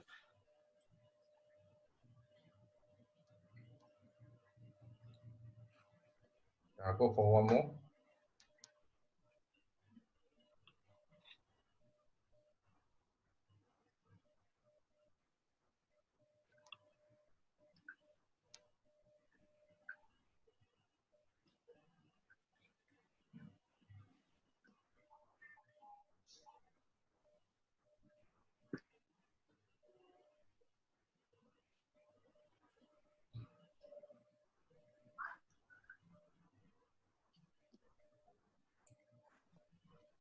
Yeah, so it's the same thing. This one attacking point, target man from 1 to 1.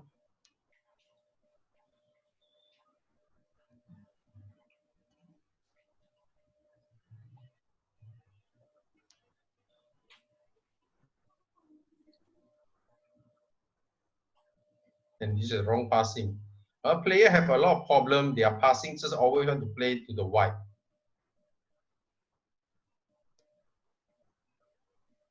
Hello.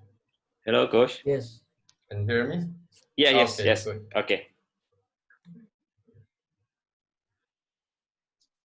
Jadi menurut Coach Yong itu terkadang pemain juga mempunyai masalah ya di operan bola.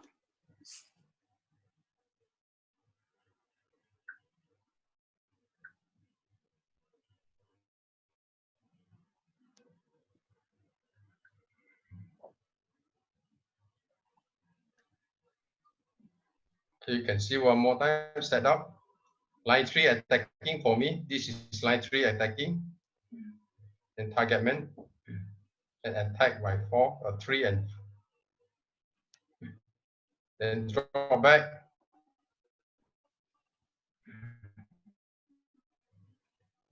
Attack again by 4. You can see sometimes they play low ball, high ball. This one already they understand. Many options already give them training. Okay, I give you one more example like this one in the game.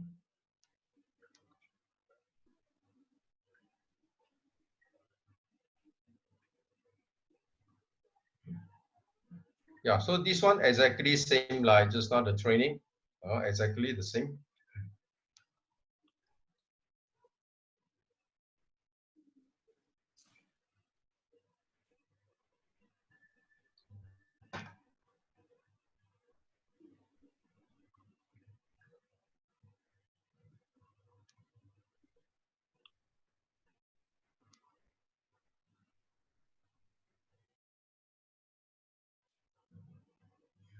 Yeah, this is Malaysia play against Czech Republic, and you know Czech Republic is one of the World Cup qualifier team, physically strong and also technically very strong.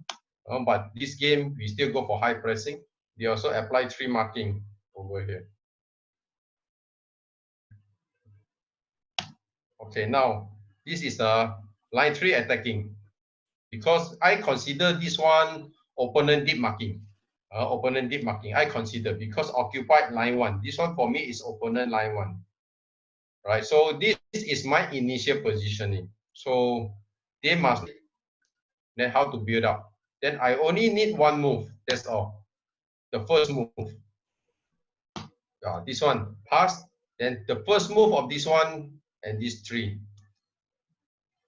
So this move, he go in. So I always want to look for the highest point, always.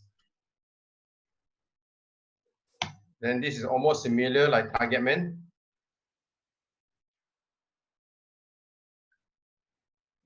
Then support. So this is almost similar like 1-to-1 attacking just now. My preparation for 4-0 just now from this 3-1, and then 4-0 go back. I assume like, sometimes they counter attack, then they have to drop back, then opponent press, then they build up from 4. It's just in case opponent press again, then we have to start to build up for our opponent.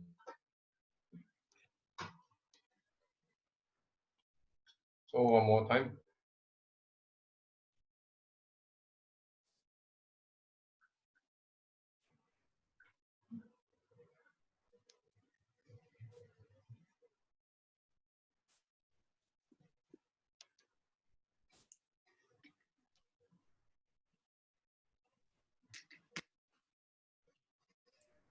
Masih koneksi kayaknya Coach Kusman karena stop ya.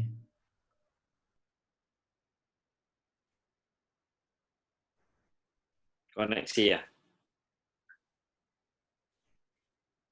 Line-nya dia sudah, line-nya dia tadi dia bilang. Oh. Apa nanti kita tunggu sebentar. Unstable kayaknya. Jadi dalam situasi tadi, sewaktu timnas Malaysia bertemu dengan Republik Ceko, Oke, itu situasinya initial posisi itu, permulaan pergerakan itu, seperti yang telah dilatih dalam latihan tadi. Oke, dengan mengandaikan lawan itu bertahan di bawah deep defense, jadi mereka akan sesuaikan dengan keadaan itu dari 1-2-1, dan setelah itu formasi bisa jadi berubah tergantung nanti apakah lawan akan lakukan setelah itu. Belum ya, Coach Donzon?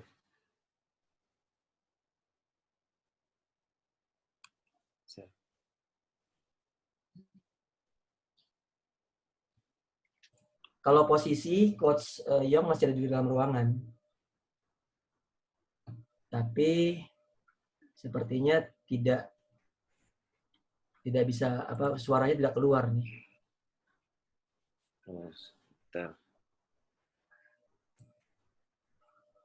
Sebentar ya teman-teman, sebentar menunggu Coach Yong.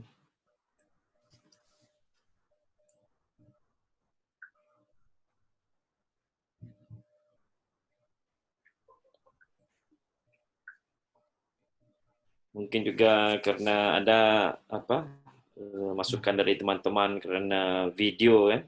Oke, masuk. Oh, ini udah? Ya, masuk. Oke, sorry ya. Oke. Ini lagi satu video 1-to-1 convert 3-1 dan 1-to-1. Untuk saya punya pair ini sih. Mainly for this pair. 1-to-1, 3-1, 1-to-1 for the pair number 1. So you can see how they combine the understanding. So the positioning.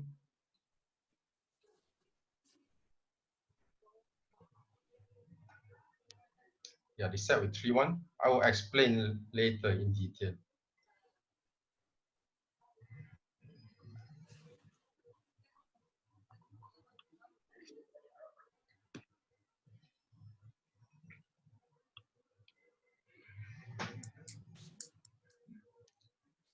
Okay, I'll repeat again. You can see.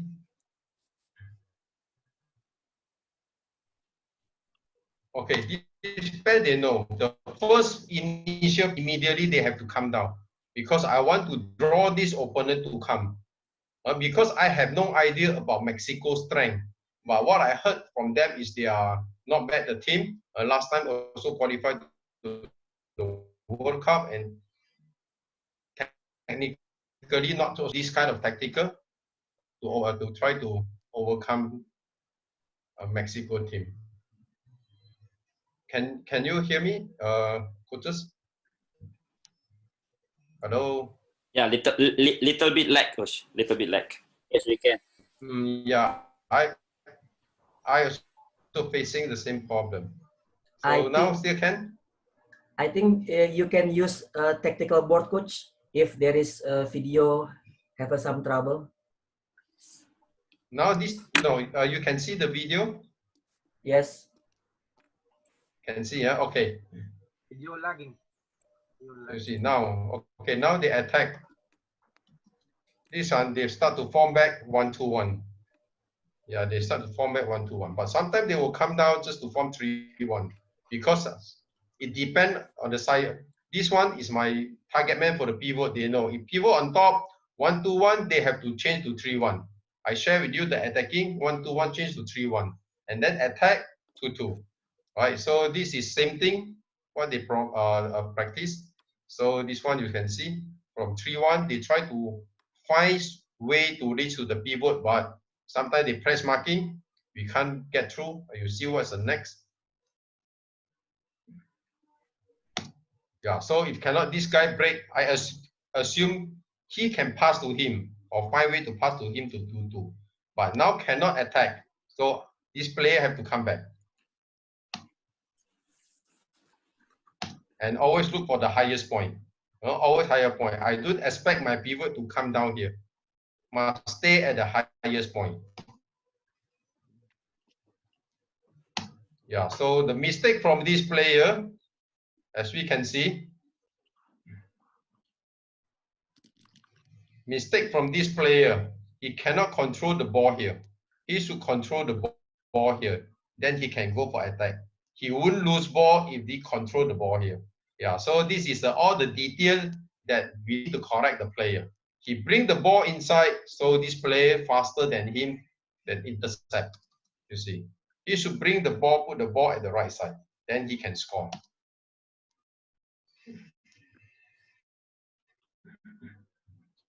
So let me repeat again.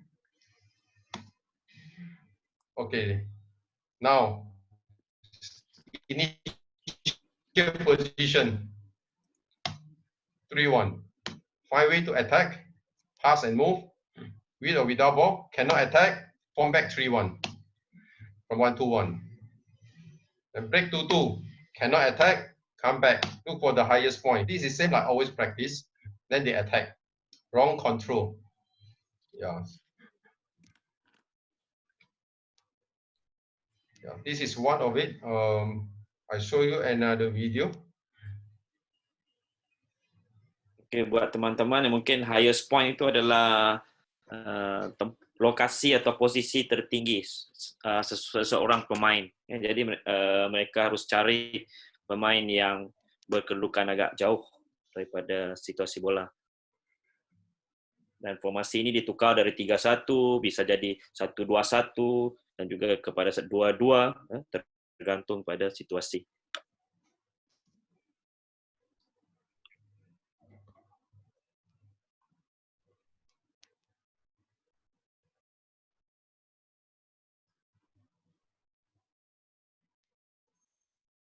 Can see the screen, coaches? Yes, coach. Okay. So this is another simple 3-1, very effective. Opponent try to do 3-1 and 1-1 marking. So initial position, same thing back. Initial position. Okay, now they do come and press. So no need to go. Tak payah pergi. If opponent do come and full press, they want us to come. So you can utilize the space. This is always big advantage.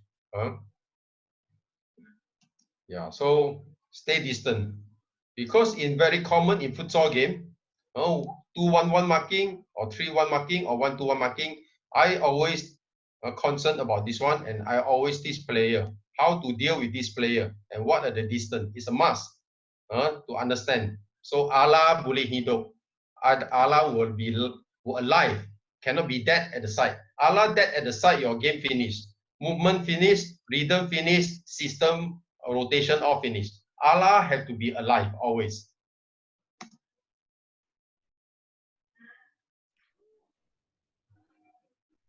Jadi Allah harus bergerak ya teman-teman untuk memastikan rhythm. Yeah, correct. Like what Coach Kusmani just mentioned, Allah must teach our Allah always how to get away from the sideline. We don't control the ball that, and also must attack the ball. That's very common for the Allah. Must attack the ball.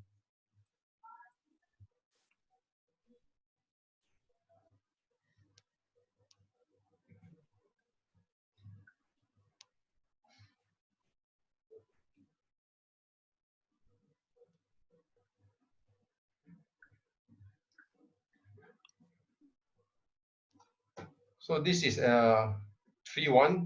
Sometimes the what they call the 3-1 system don't have to be so complicated and don't have to be so many movement. Always encourage your player, like the first attack, you can go for attack, straight go for attack. Don't have to be so complicated. I show you another video. This is a little bit long.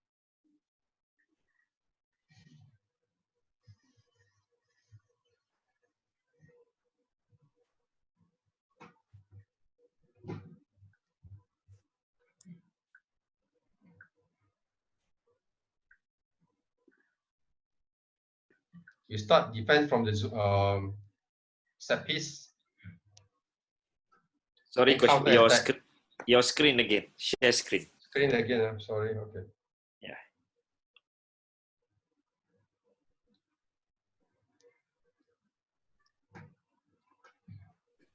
Okay. Can you see? Yeah. Okay. So start defense from the set piece, and then go for straight counter attack. Then this is more on transition training. So you see, the attack always must be 2. I always use 2-2 to attack. Yeah, but this time cannot get it. Okay. Then what these 3 players must do? Triple marking or dual marking, right? Depend on the situation. So this is always practiced in my national team. Leave this one, leave this one. This one is a must. Come close. Cannot stay distant. All right. Cut the passing line and cut. Okay. Reorganize again.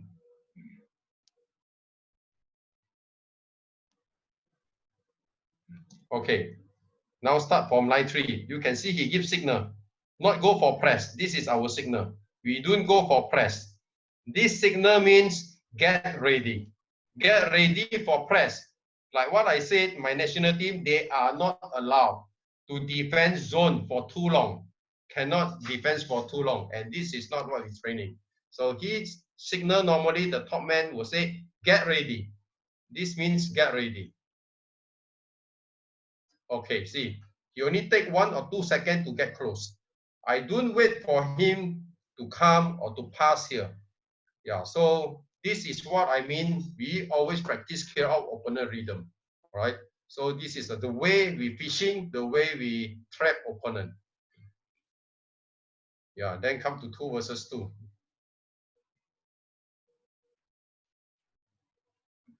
Okay, teman-teman, tadi ada satu, sorry coach, I explain a little bit.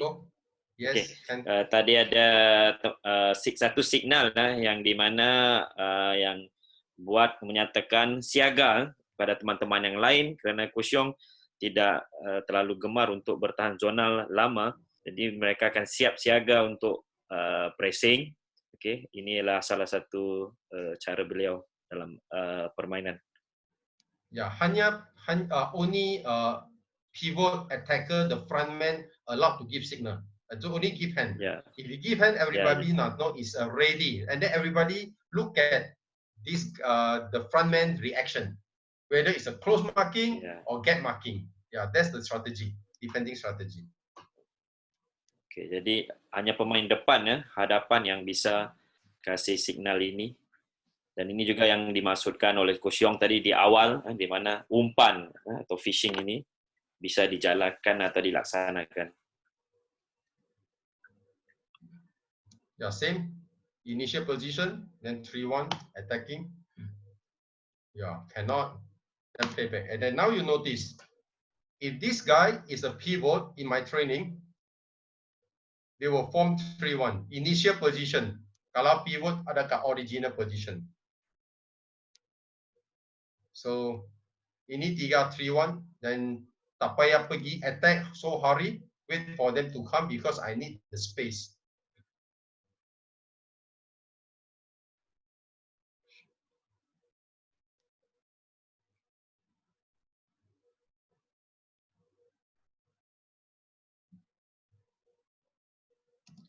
Yeah, I see. Now good marking, good marking.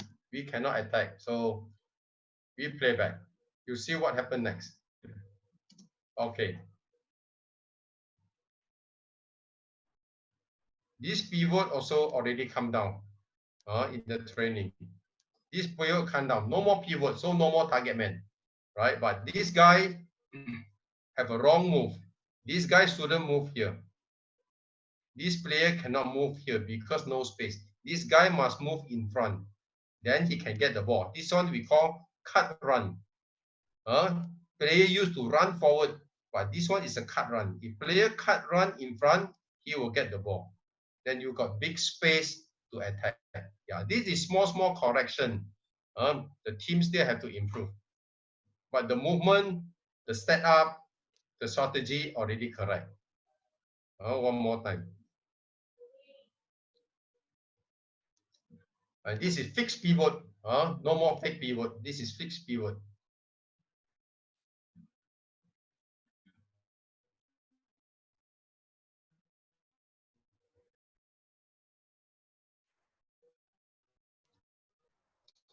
Another mistake from this player in the training, my player mistake is from the sideline. He should support the ball here. He go too wide. If he go too wide, this guy cannot overlap anymore. No space. No space anymore. training is only pivot here. So that's another mistake for my player. Jadi di sini you can't- mistaknya tuh pemain pivot itu pergi terlalu lebar ya. Jadi tiada ruang untuk pemain dari belakang melakukan overlap. Ya, salah satu mungkin sedikit kesalahan yang harus diperbaiki. Yes, correct. So second mistake is good. This player can run, dummy, cut run, dummy, cut run, dummy, cut run. This is what always practice in the training also. Dummy, cut run. If next session, kalau saya ada peluang, if I got chance, I will show you in detail how we training the cut run. Using system, everything, we use the cut run. Cut inside, always cut inside in tight situation. Yeah, so he should go for cut run, dummy, go one step, dummy run. This is smart player, you have to train them how to understand the cut run and be based on the situation.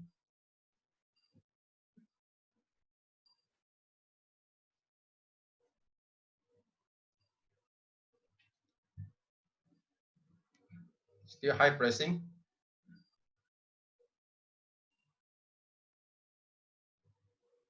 Two versus one, dual marking.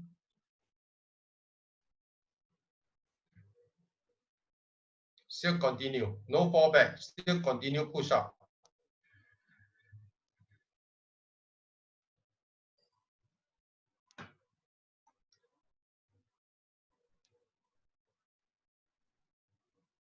This is bad. Continue push up, high press marking. Okay, you see, I always high press, player play. This is something also can consider is a chaos. A chaos situation. You create chaos situation. 3-1, because fixed pivot on top cannot pass.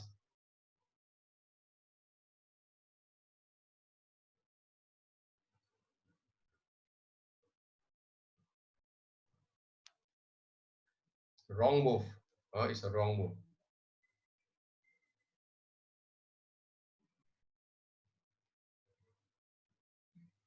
3-1 again. Individual mark. It's a poor finishing, this one. Yeah. So next video, I'm going to share the next video.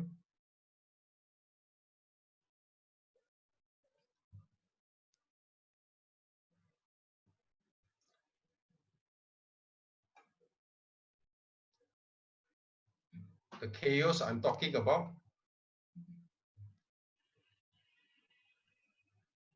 This is chaos situasi.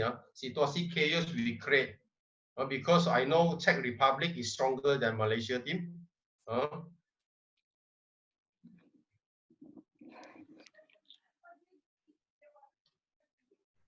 We lose the ball. They come and press. Very tough. Then we come back. Sorry, coach, your screen again. Okay. I think I forgot to share.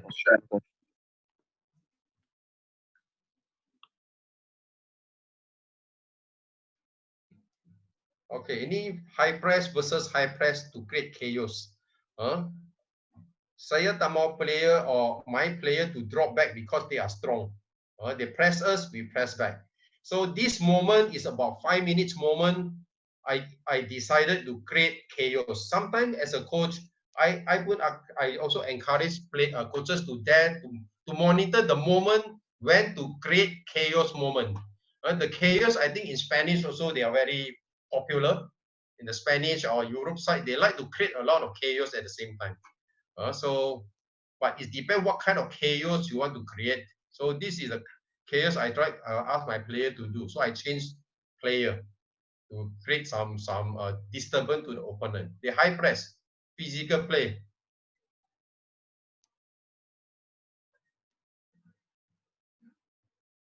They are physical, very, very strong, Czech Republic.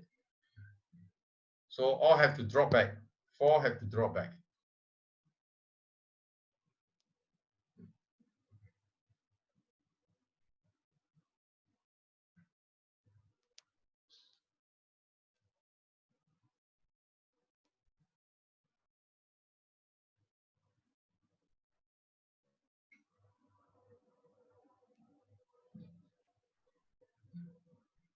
It's a good free kick. This one is a good one.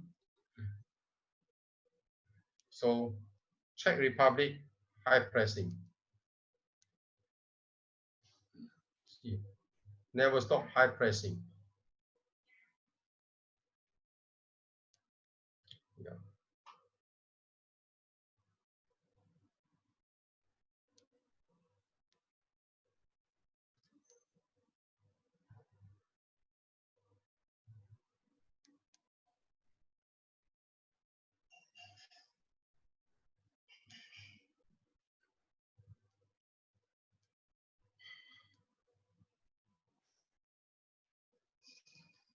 Yeah, this is what we practice. Drawback always, last man.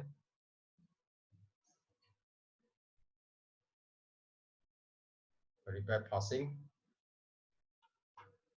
Both side situation, if you can realize, it's not settled down both sides. Yeah, but we still go for pressing. In this situation, my player cannot go back to recover. Most of the team in this situation, opponent press, lose ball, press, lose ball.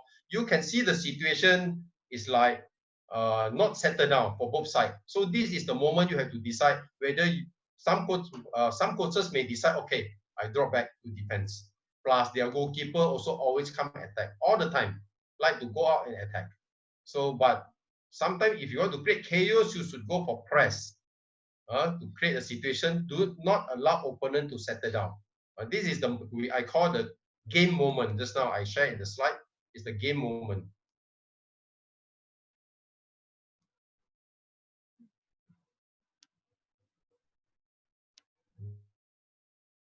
Don't let them come. Or get one intercept from here. So if you understand from what I'm trying to say, the game moment, yeah, this is the moment I want to show it to you. This is the moment. So we as a coach, the create chaos also same. So I will share with you another video about the chaos.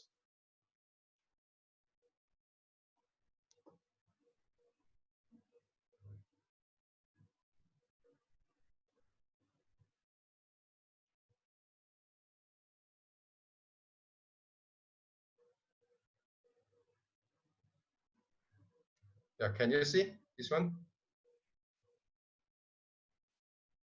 Yes, good. Okay, this is another moment chaos.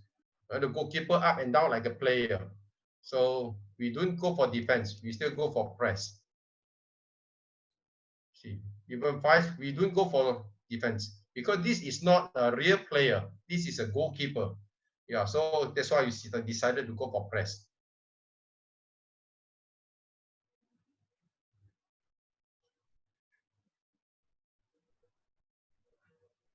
Yeah, this is also the moment of chaos, the moment.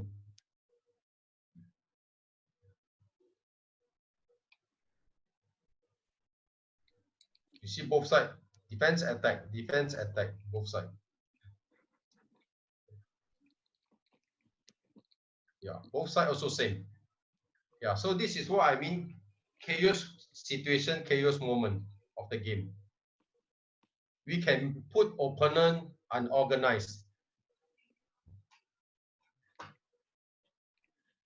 So the next video I'm going to show you is how I training the what they call my national team.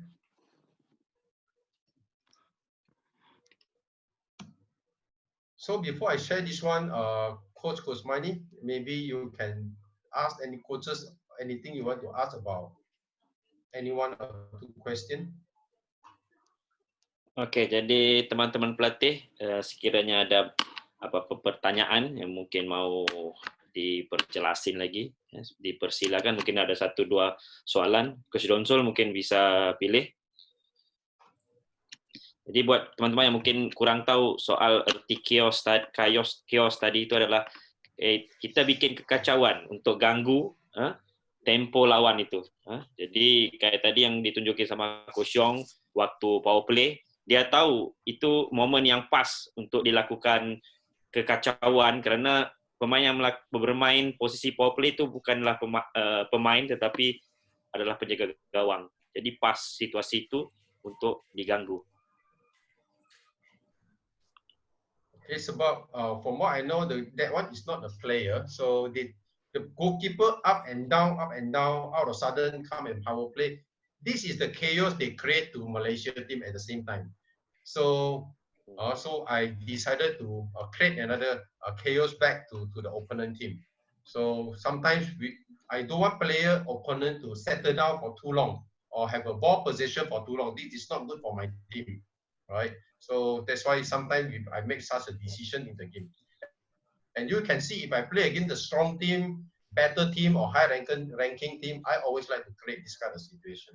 So the next one is my training, how to teach the player build up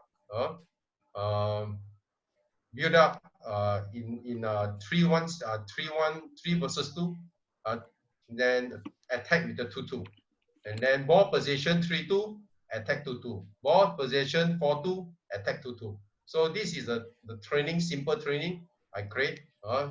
So this training, if you can see the marker, got 3 zones, or 1 zone over here, 1 zone, then second zone over here, you can see the marker, very small marker. So 3 zone over here. So this zone only ball possession, this zone only attacking. Same like the end there. Small area attacking. So middle zone is for ball position. So I'll show you the training.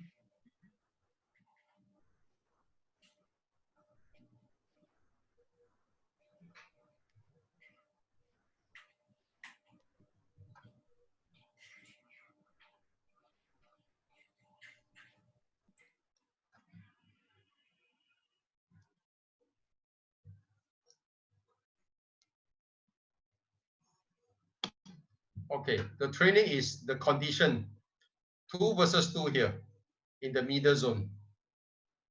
But 1 allowed to come down support. But only attack with 2-2, defense with 2-2. It's same like the game situation. Game, I like them to attack with 2-2, support by 1. So this is a progression. Now I start with 3 versus 2 over here to gain ball position and attack with 2-2. Same, both sides, if you can see. So the player must decide which one to go for attack. Only 2 can go for attack.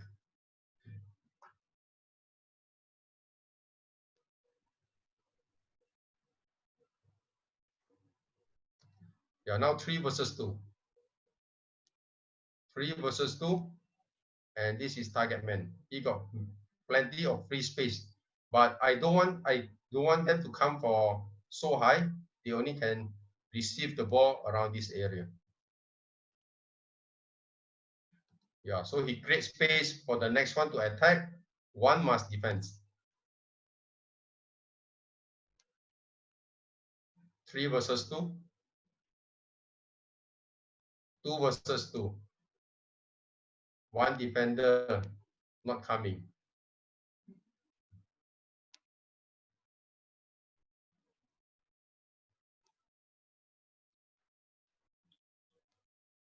This is for the positioning correction.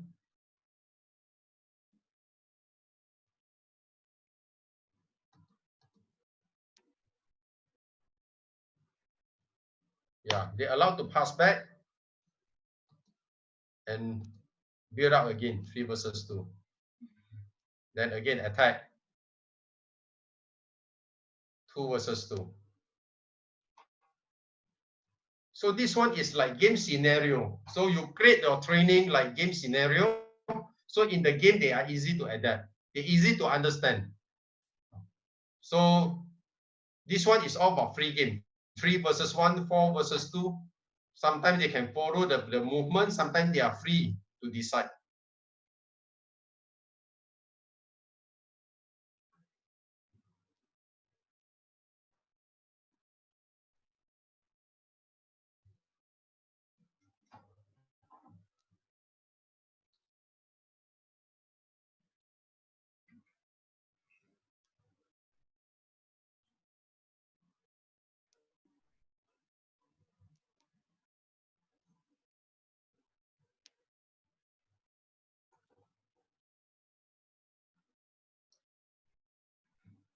So this is a kind of continuity of our training. Don't stop.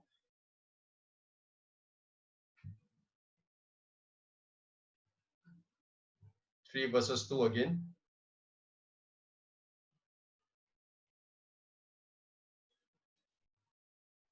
Okay, so next video, this is just a simple training. Next video is about 4 versus 2. Increase one more. It's a progression training.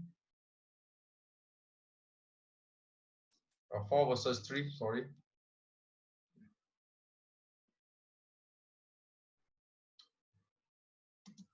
Okay, this training later I will show more clearer.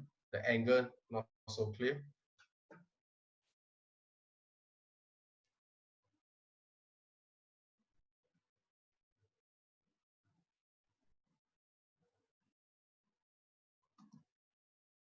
Can see this one? Hello? No, Cannot, coach. coach. No, Can see? coach. Cannot. This 4 versus 3 cannot see, huh? Okay, now okay. Okay, so this is a 4 versus 3. Progression from the 3 versus 2.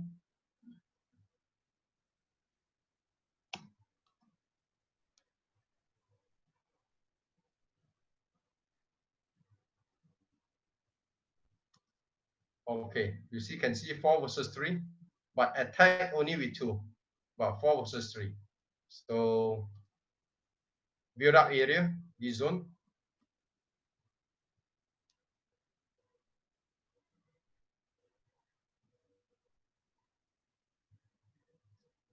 Sometimes you can, as a coach, we can give some counter attack.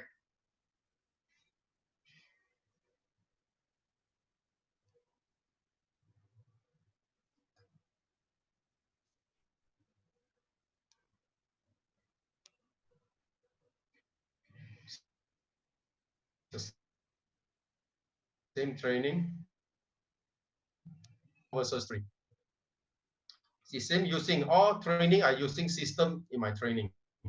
Even warm up, I also start using a system as a training. Yeah. So this green color all should join in to this middle zone. This is to build up from the middle zone. Then attack with 2. You see now 1, 2, 3, 4 support. 1, 2, 3, 4. But 3 defense. 1 cannot defend, only 3.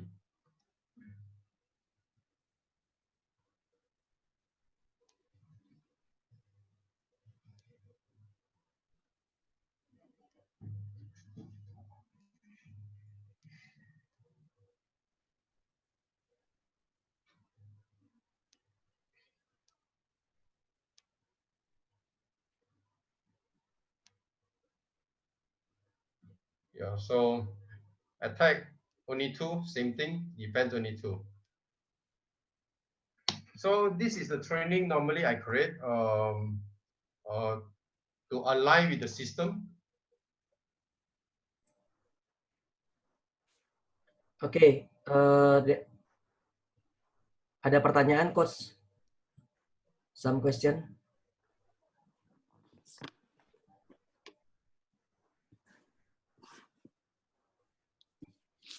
Coach Kusmaini, Yes. ada Coach pertanyaan Dodon? Yes. dari Abang Zairul. Coach Yong, what is your opinion regarding to play 3 pivot and 1 fixo or anchor in a system of attacking Just hang on, and set the player at the highest point?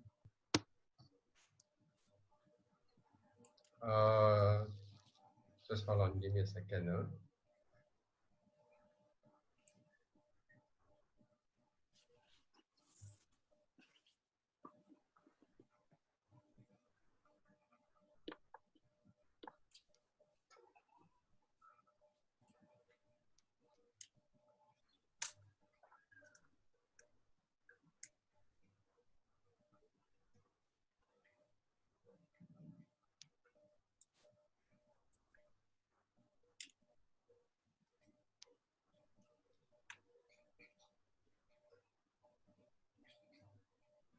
Okay, sorry. Just now Donzo, what's your question? Apa soalan kamu? From Abang Zairul. Okay. About Abang Zairul, Sarawak. yes. Yes, Sarawak. Okay.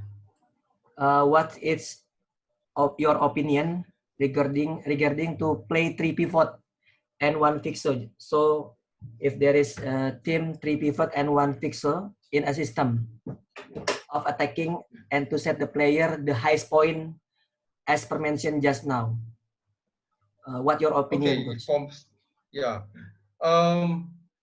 So far, kalau cakap 3 pivot, right? 3 pivot, main 3 pivot, 1 pitch. So this is what you mean, right? Yeah. Ini, okay, right? Yeah. So ini sistem kalau dalam games bagi saya ada dia punya tak berapa efektif for me. This one, I pernah ada orang tanya saya. So tapi saya nak tahu kalau main 3 episode apa you punya rotation. Kena tahu you punya rotasi adakah ini bantu you dalam satu game in the game, whether help you or not. So apa you punya pergerakan? So saya kena tahu sebab you tahu sistem kita kena ada movement. The movement is to interrupt and penetrate opponent punya defensive system. Right. So 3 pivot, that means highest point. If your highest point, opponent, if what they call the defensive, if go in defensive deep, this is what you mean, right? Zairo? Abang Zairo bisa buka speakernya. Silakan untuk sudah saya unmute Abang Zairo.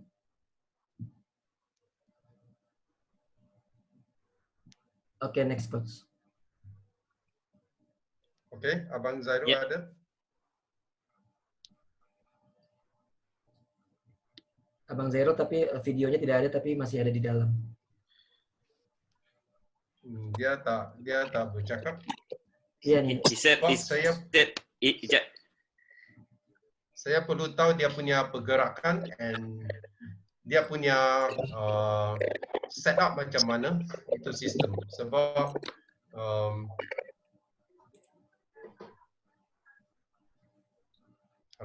Halo coach. Atau kita next question coach sambil menunggu Abang Zairo koneksi. Oke, ini ada pertanyaan yang bagus dari Aditya Karisma from Samarinda. Coach Kusma ini tolong translate. Mau bertanya, defend orang ketiga dan orang keempat tugasnya seperti apa? Dengan posisi bola ada di sebelah kanan atau di sebelah kiri dengan keadaan pemain flank atau ala sudah di-press dengan jarak yang ideal. Jadi bagaimana tugas pemain defend orang ketiga dan orang keempat? Coach Usma ini silakan jelaskan. Okay, Coach. You're talking about the defender, third man, and the fourth man, right? What's their role? Yeah. Correct? Yeah. Yeah, so example, okay, just give an example.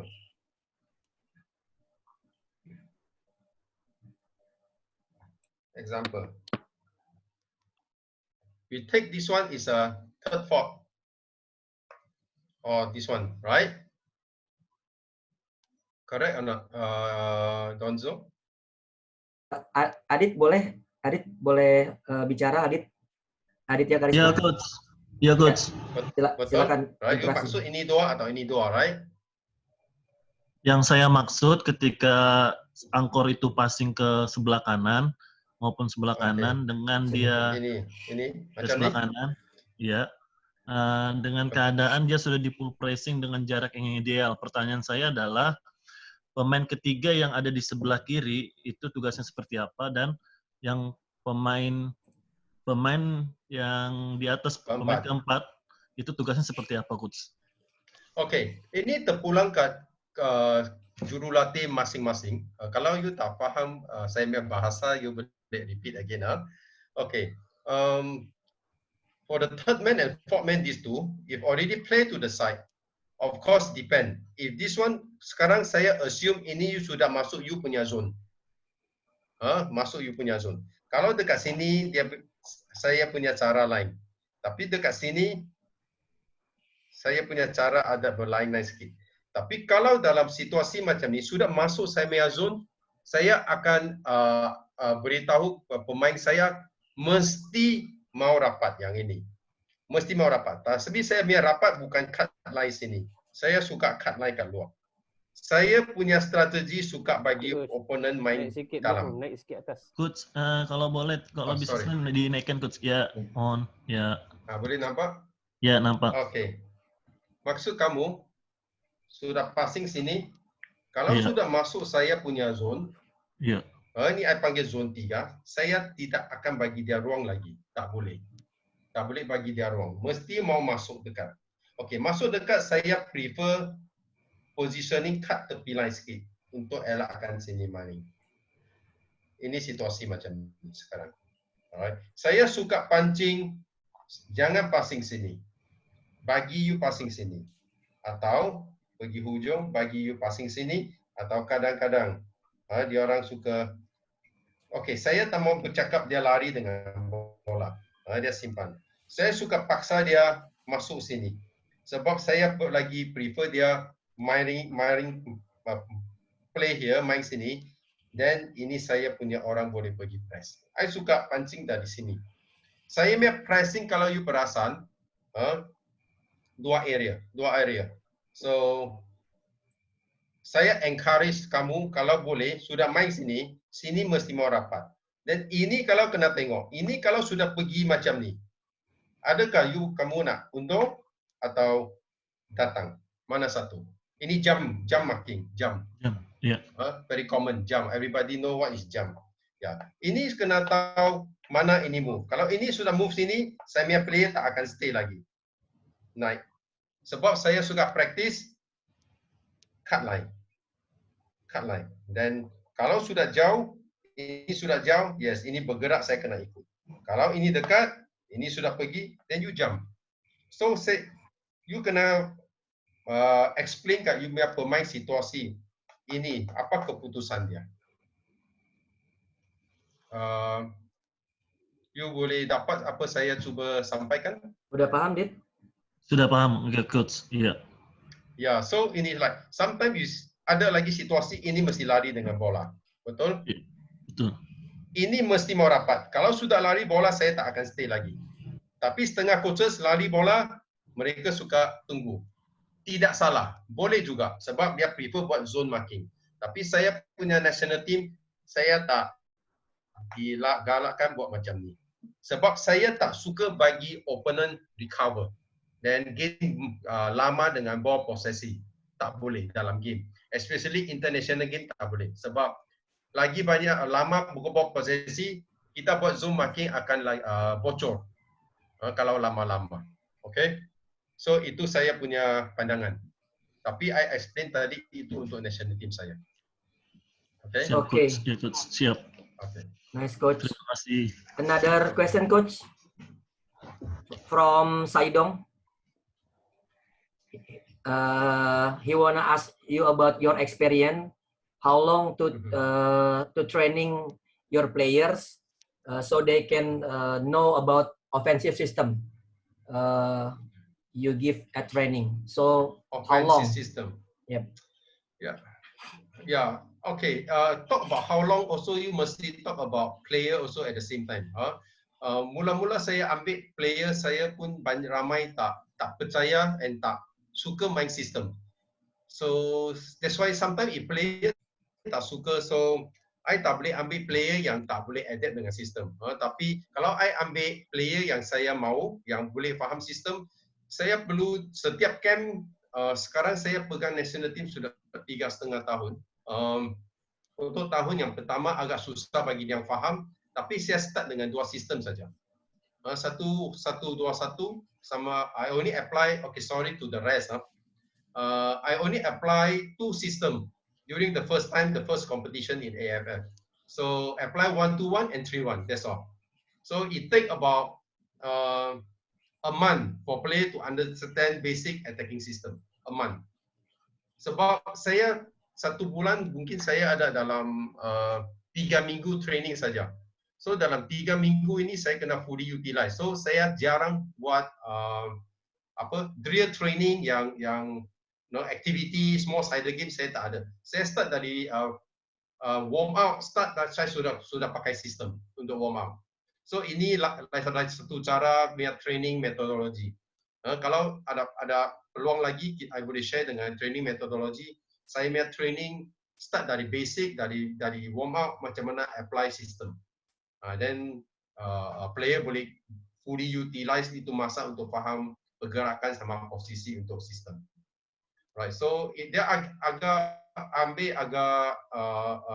lama juga untuk player familiar. So untuk first tournament 2017 saya ambil dalam 2 minggu, 3 minggu untuk player faham 2 sistem, tapi tak accurate, banyak mistake. So following next AFF sama SEA Game, then I tambah lagi 1-2 attack, so sudah ada 3 sistem. Then 2019 saya start dengan 4-0 banyak, and 2000 SEA Games 2017 I pun start 4-0 tapi hanya 1 pair saja bermampu buat. Tapi sekarang semua pair mesti mau buat 4-4 sistem.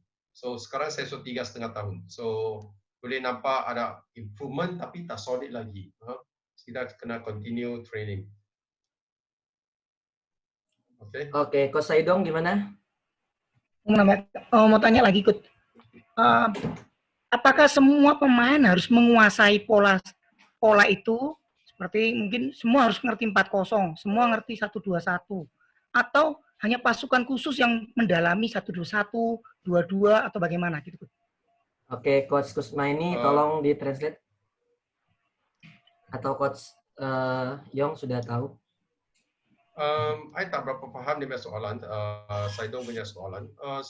Saidong punya soalan, is it semua sudah main combination punya sistem atau stick to satu sistem, right? Gini pertanyaan saya ulang, Coach. Jadi apakah Coach menghendaki memerintah pemain semua mengerti polanya Coach? Atau per paket? Coach punya paket ini yang menguasai 4-0, ini yang menguasai 3-1.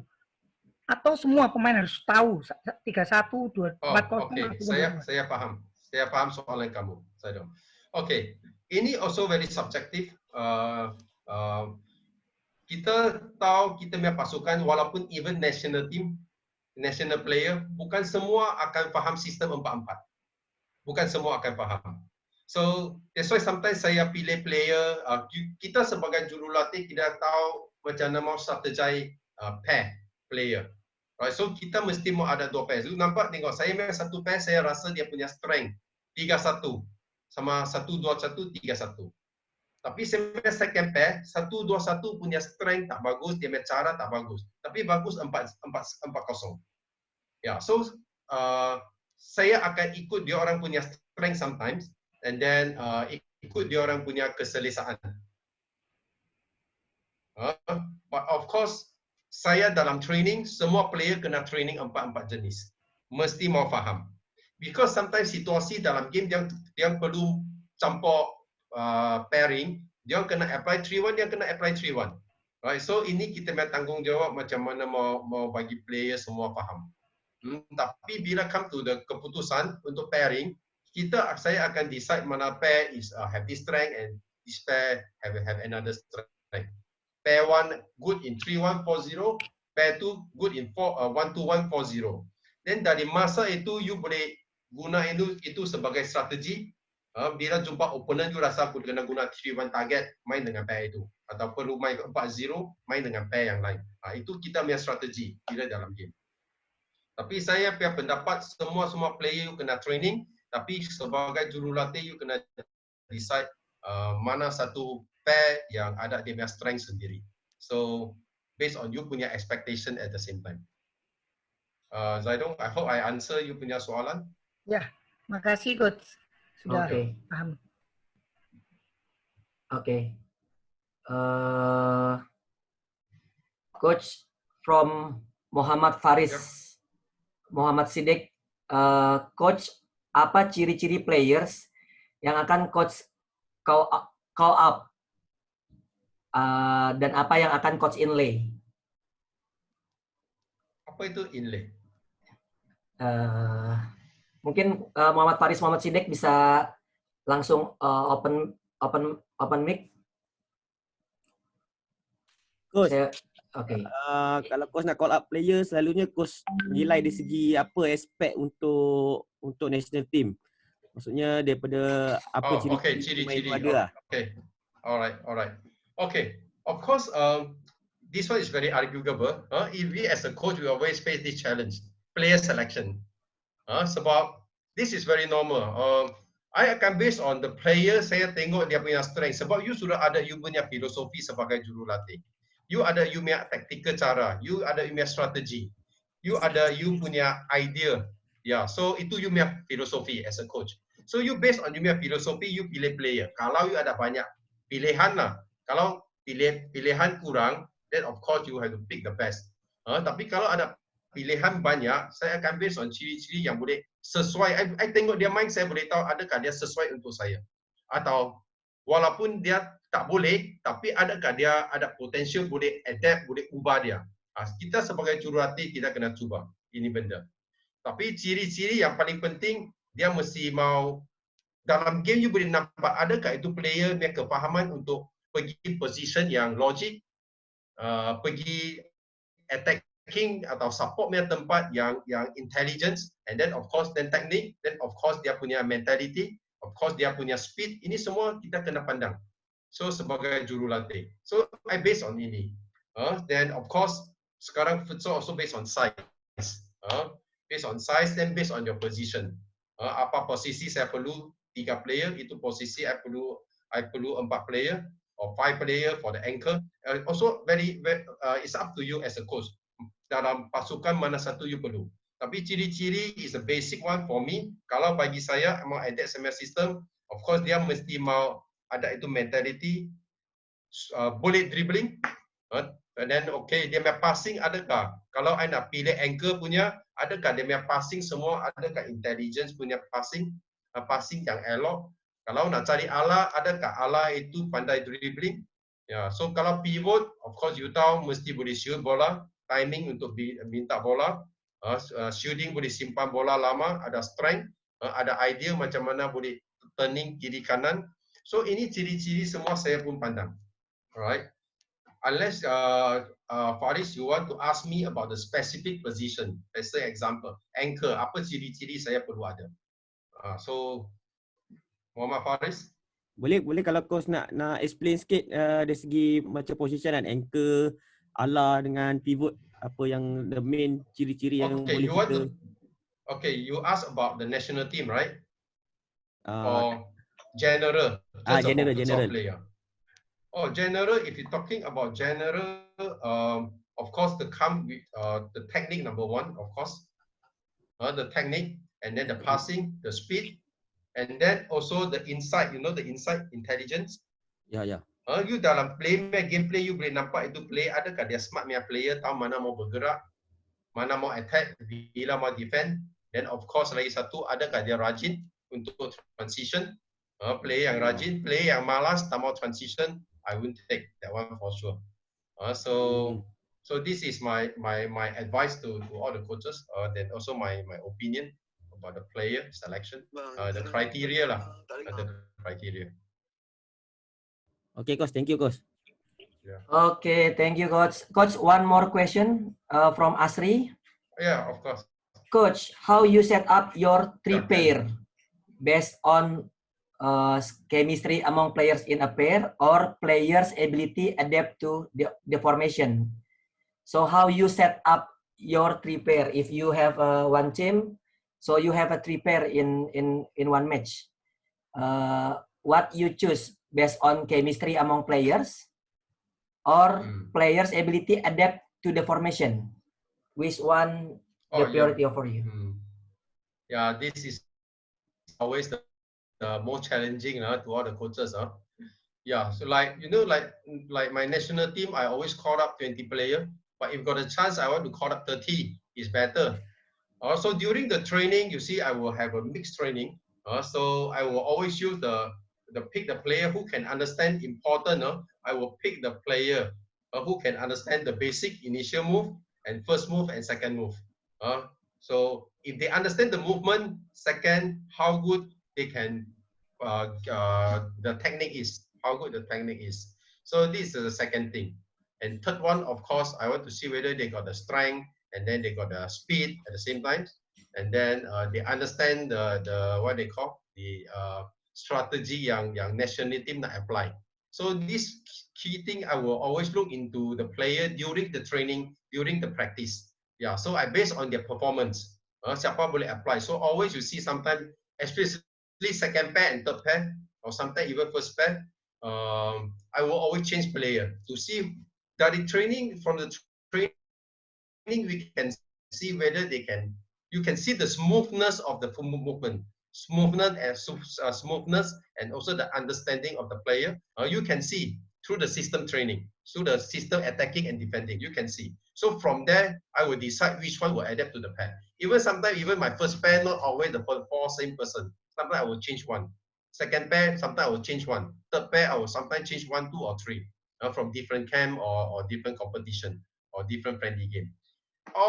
Everything is back to player understanding and whether they can understand position yang saya nak dia bergerak, want them to move based on my movement, based on my system, and based on my expectation whether they can fulfill or not. I will base on that to decide which one to fit into the pair.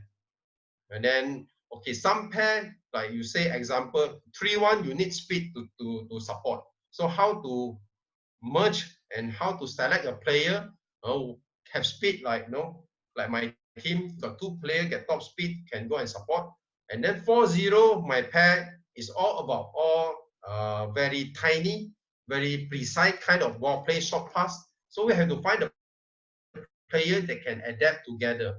If I like 4-0, we need short pass, we need the short distance passing, we need to cut run, we need to support and play in short distance. And some players cannot do that. Some players have difficulty to do the short passing.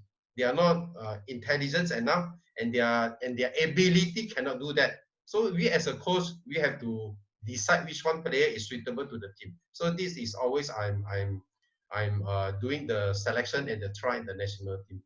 So I hope I answer your question, this one. Oke, Asri sudah terjawab? Yes, dia yes, boleh paham tak? Paham, oke, dia sudah paham, Coach. Oke, next, masih ada yang ingin di-share atau kita baca pertanyaan, Coach? We have any question or going to screen again?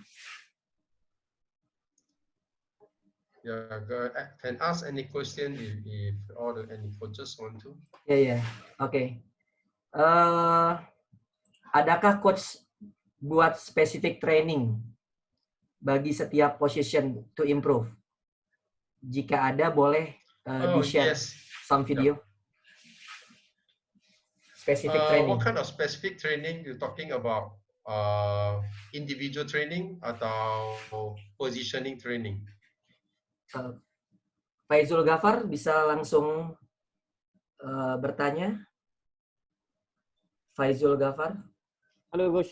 Yeah, Yes. Coach. Okay, for position with sometime ala, sometimes even fixed training, maybe fixed, maybe for passing. Sometimes ala combination with ala with pivot. Do you do some specific training? Oh, there's specific training for the like pivot ala, then or this one no. Normally I will go for group. I won't go for specific different player. Unless sometimes I have a specific training like for pivot only. Because like example the pivot I need to perform like apa yang saya mau, like what I expect. The turning, the positioning, then extra training, extra strength. Yeah, I will do individual. But like for like what Coach Faisal just asking, I normally will go for pair, will go for group, 4 player. So at the same time, I correct everybody. We can better do that. Better do that because all related everything. because our in futsal, I believe all the coaches also aware, all the player, no matter where you go, no matter where you go,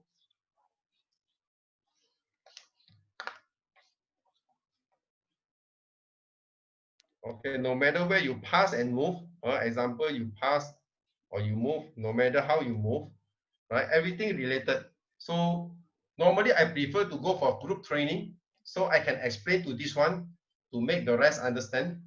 Because semua ada relate. Kalau dia nak pass in masuk dalam, then ini mau pergi mana? So I don't have specific training for like just for one only. Normally I will go for 4. Even specific training also like separate training, I tangkap 4 orang. I only get 4 to have specific training, but no one, not alone. I will get pair training. So maybe 1 hour before, I think this pair positioning not so good, not so well, and compared to the training to the other pair, their training understandings not so good. So I will do training 1 hour before, extra 1 hour before the whole team training. So to make them understand, then they mix with them at least, because I don't like to do so much correction during the group training, because I want to train more on tactical and strategy, right? So positioning, because if, example, I have one experience, I already decide my 3 pair, the best 3 pair, but my 3rd pair have a difficulty to understand in some basic system. But this is my best. This is already my best, but still they cannot understand. So I have to spend extra hour or extra session just to train on the positioning, depend on topic, or defending or attacking. Yeah, so I will go with pair. I won't go for individual, this one. And so I hope I answer your question. But my advice is better go for pair. Go for pair, because it's important for everybody to understand. All right, thank you. Okay, Coach Faisal. All right, thank you. Okay. Another question maybe. Okay, Ahmad Rizwan Abdul Halim. From Ahmad Rizwan Abdul Halim, system come to material or material come to system? What do you mean material? The players. The players. Pemain, Coach. Okay. Okay, repeat again your question. System come to material or material come to system. Oh, okay. Players should adapt, understand the system, or you based on system to force player to train, right? Yep. Yeah. Or you based on the player to decide the system, or you already decide the system, then you want your player to adapt, right? Yep. Right. Yeah. You ask me if you ask me about this question, both. Keduanya ya. Yes, kedua-dua. Sebab you akan fall dalam situasi bukan player semua akan faham sistem. Satu. Tapi then at the same time bukan semua player boleh adapt to the system. I believe coaches you all fall in this kind of situation or experience. But for my side, I will decide the system. I will decide what system I want to play. Then I pick the player to do. Then of course I expect my majority of the player can understand, but not all. Impossible to get all.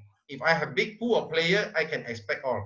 But in my country, I cannot expect everybody understand, because I have a little pool, small pool.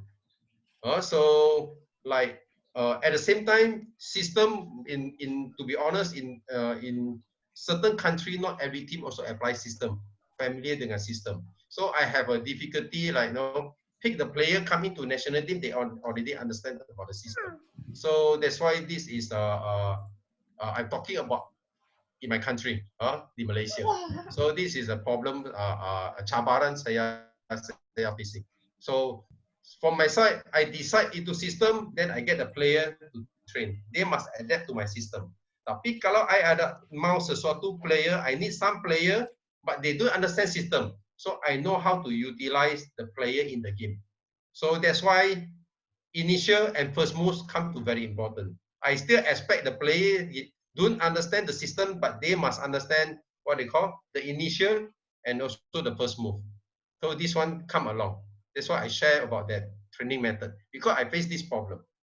If I got a big pool and all the team, all the players have some idea about system, then I save a lot of work and then easy for me to train. So this is my opinion, based on my country lah, based in Malaysia. Gimana? So am I answer your question? Ahmad Ridwan? Oke, Gus. Oke, Gus. Oke, terima kasih. Oh, ini one Ya, one Gus. tanya. Ya, Gus. Yeah, one. I think it's a good question from one. This one. Because some coaches some coaches say, oh, I want to play this system. You must do like this. You must do like this. You must do like this.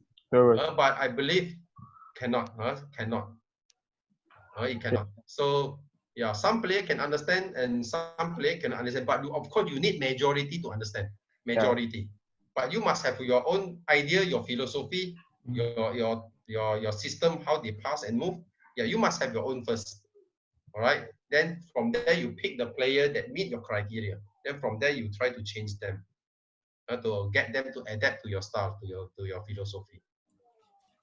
Very clear, Coach. Okay, Gus. Okay, Gus. Thank you, Gus. Coach, this is good question from Fandi Muhammad. How to create players to do well with your own strategy? Do you coordinate with all the clubs in Malaysia to develop the players like you want to? I repeat. Okay, you understand? Repeat. Okay, how to create players to do well with your own strategy? Jadi bagaimana menciptakan pemain? Oke, apakah do you coordinate with all the clubs in Malaysia to develop the players? Oh, what you trying to ask? Is it correct me? I'm wrong. Is it like how I coordinate with the club and the club in Malaysia, right? Right. Yeah, the club in Malaysia. So the player can adapt to my way of play when it comes to the national team. Is that the question? Fandi, silakan. Is that the question? Yeah, sesuai. Yeah. So okay, this is what I'm trying to do since 2020. As you know, like baru-baru ni recently, we conduct. I think some coaches also attended my seminar. All right, attended my seminar. So in the seminar, of course, to be honest, I don't like to interrupt in my country all the club coaches their training. And I also cannot force all the coaches to believe in a system or follow exactly what national team training. It's impossible. We have to respect the club coaches, because club coaches and state coaches, they also have their own philosophy. They have their own idea. So to respect them, I cannot do that. So as a national coach, so what I practice is I will call a seminar to share my idea, or maybe my philosophy, and then have more discussion. In my seminar, it's not like what I teach them what to do. Just share like my training in national team, the philosophy. All right. Then end of the day, I will let the coaches to decide whether they find it is good or not good, or whether suitable to them to implement in their team. All right. So, but the most important thing is I would like to always encourage the coaches to apply system. That's all, and to believe in system. And of course, there's a lot of question and answer about system, but I always have a answer for them. All right. So this is how I communicate with the coaches for now, because I choose to respect all my coaches, head coaches, and to apply some system training in their club. Then when it comes to the national team, he will ease my job a bit easier. But their system is up to the coaches how they want to apply. So they come to the national team, I have to do some fine tune and have to do some adjustment. So this is what I'm trying to do right now. So if not because of COVID-19, I have a second seminar coming up actually in June or July. So it's to share, to give all the coaches about the system training, the basic movement in the national team. What national team implement? I prepare the the PPT training for them, and then it's up to them if they like it or they want to make some changes or adjustment.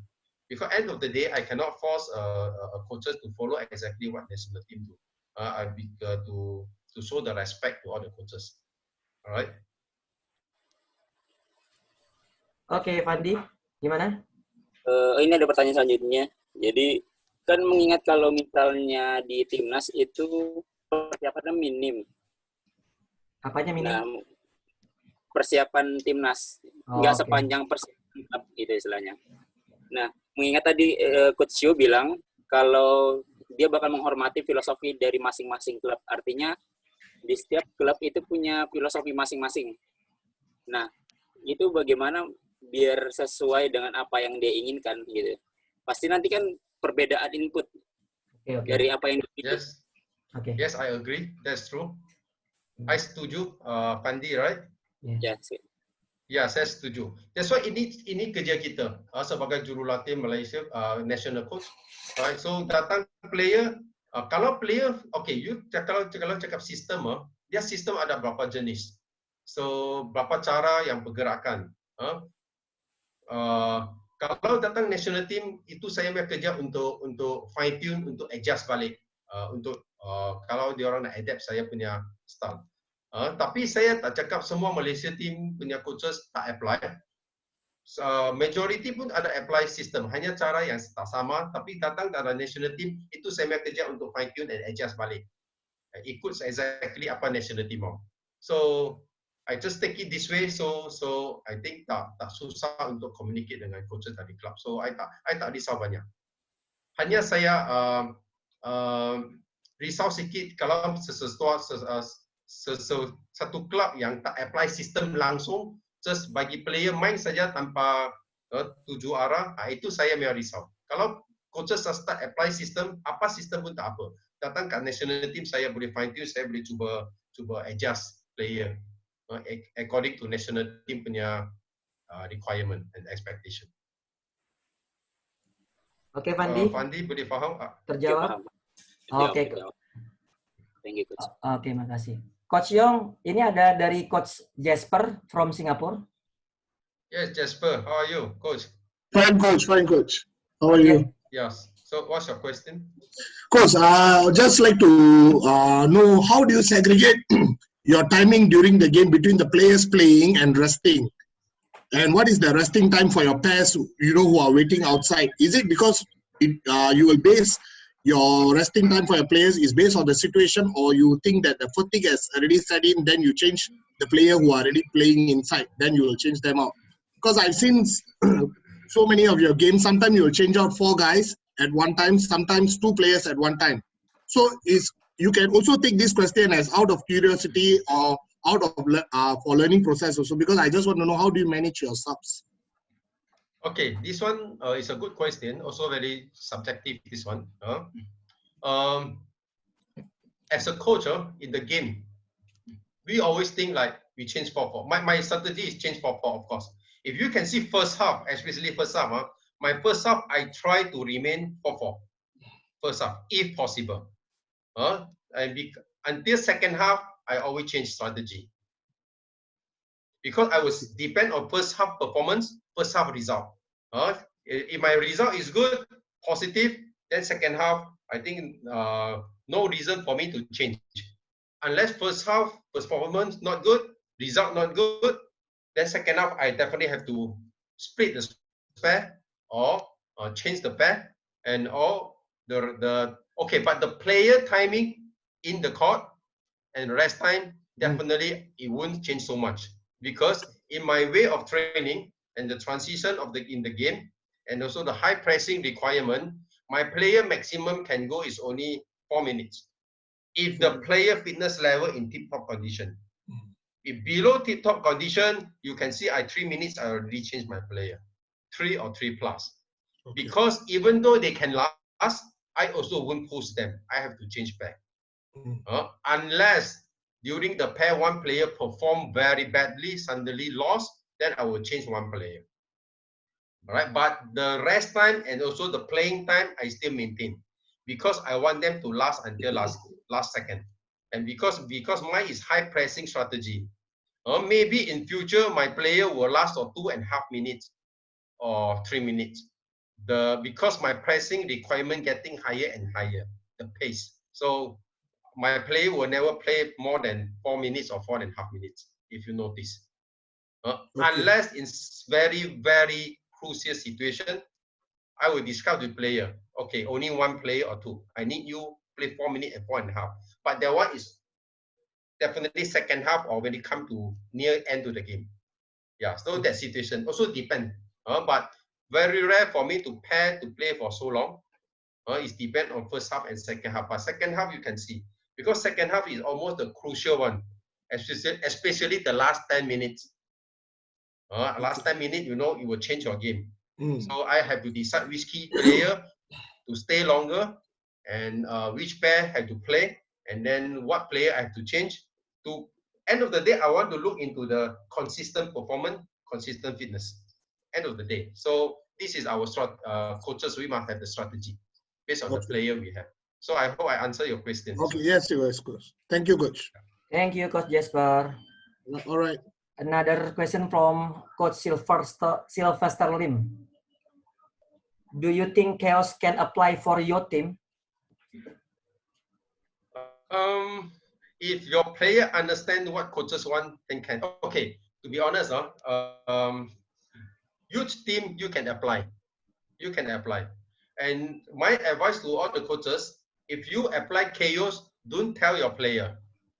My chaos training, my strategy, my tactical, my chaos, my game moment, and game strategy, sometimes I don't tell my player. You no need to tell your player. Only you know, you decide. This is what we call you control your games, your team situation. This is you control. And chaos you can apply for the youth team, but you must have your own idea how to create your chaos. Chaos sometimes you nak yang pergi press gila-gila. But bila press gila-gila, you must have a plan B, not to not to lose the ball possession and not to lose the head, or easily bagi opponent untuk counter attack into score. You must have plan B always. But chaos is for you to create, for you to handle that situation. No need to tell your player. Like chaos, I don't even share with my player what is chaos. But you as a coach, you see the moment, you see the situation, you know, oh, this is the moment I have to start to use to create chaos to the opponent. For certain moment, you cannot do it for the whole game, this one.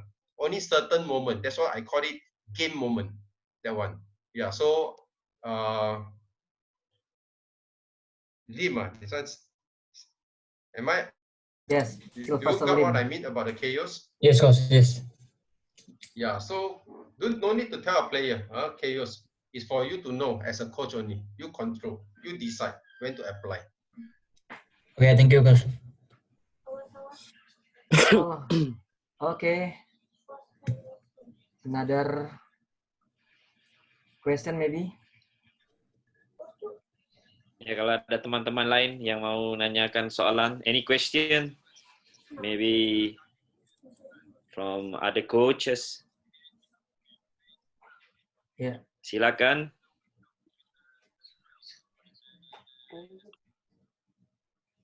Jika ada yang ingin tanyakan lagi nih, yang Abang Zairo itu ternyata tidak bisa kirim, tidak bisa suara dan juga tidak bisa kamera gitu. Jadi hanya lewat chat aja.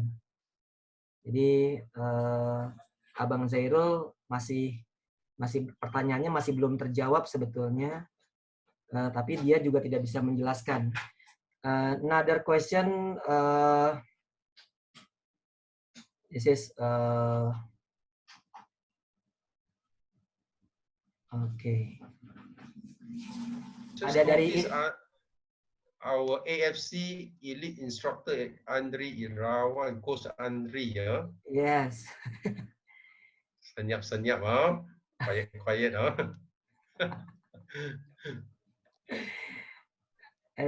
Maybe experience coach. There is from Ismail Firdaus Khalid.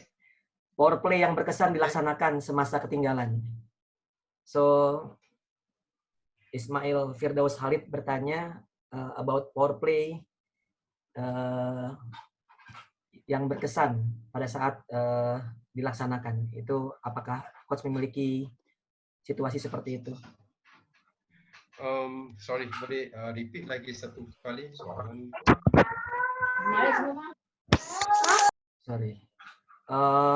Power play yang berkesan dilaksanakan. Coach Kusma ini mungkin bisa dibantu.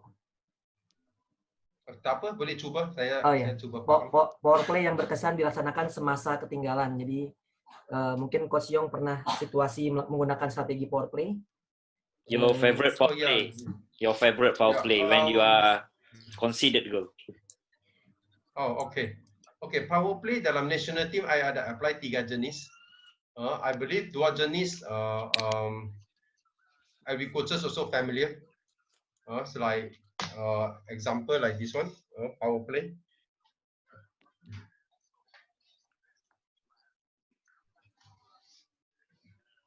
Power play like this, very common. And saya ada power play ada 2 pair untuk main power play, dua pair. Kalau first pair tak berkesan dengan tactical 1 atau 2, then saya akan ubah. So ini very common. So ini straight line. Alright, so very common. So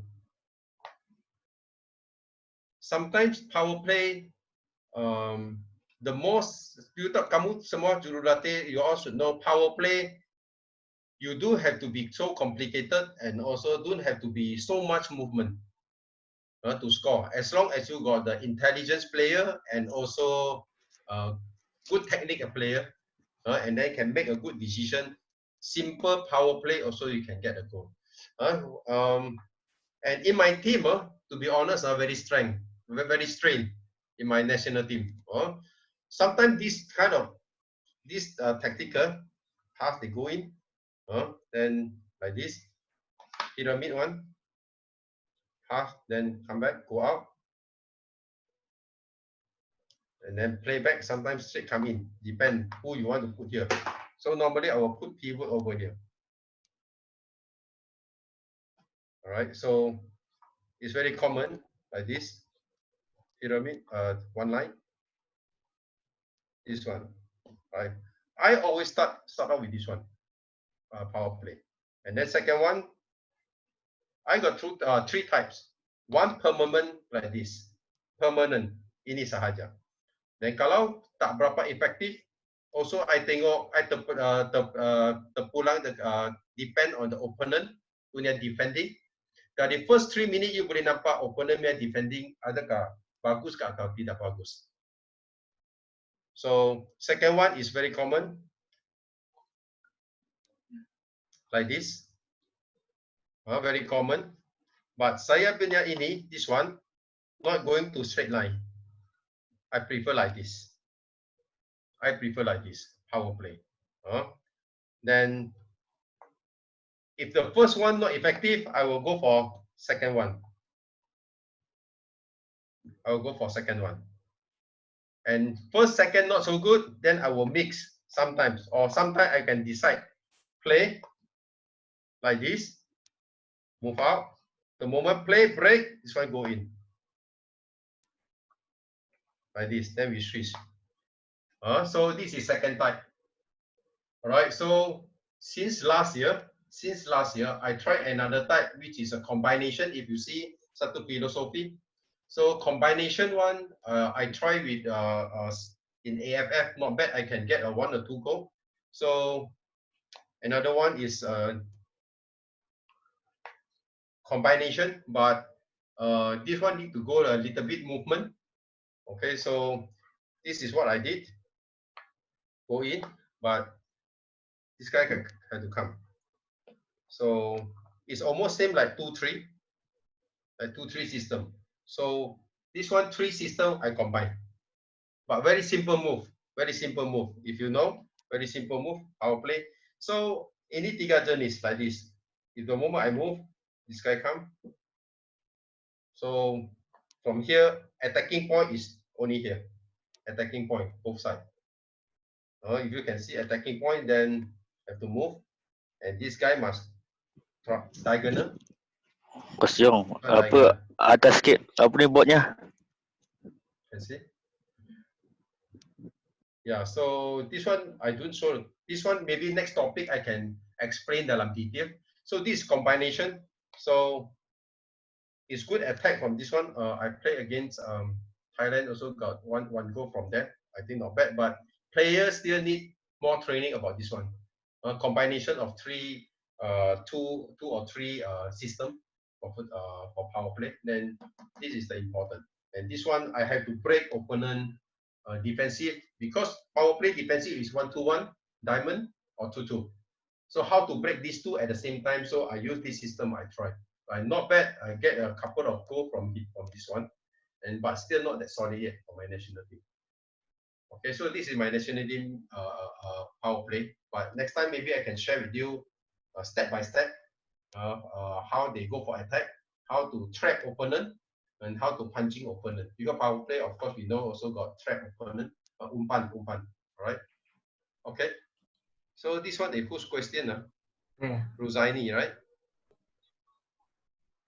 No, question from Firdaus. Oh, Firdaus. So Firdaus, is that what you want to know? Firdaus. Okay, coach, clear. Penjelasan kau clear.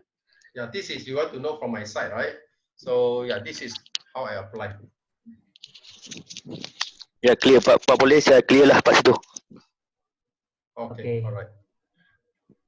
Next, coach from Faik Fauzil. What, on your opinion, what the best combination system we can teach for amateur team to easy to understand? So I think it's a good question. Yeah. I would encourage you, even to be honest, nationality also start with 1-1. 1-1 easy to convert to 3-1 to make them understand 3-1 the next training. This is what I share in the slide. Systematic of training or systematic. If you see this one, I will share with you the slide, back to the same slide again.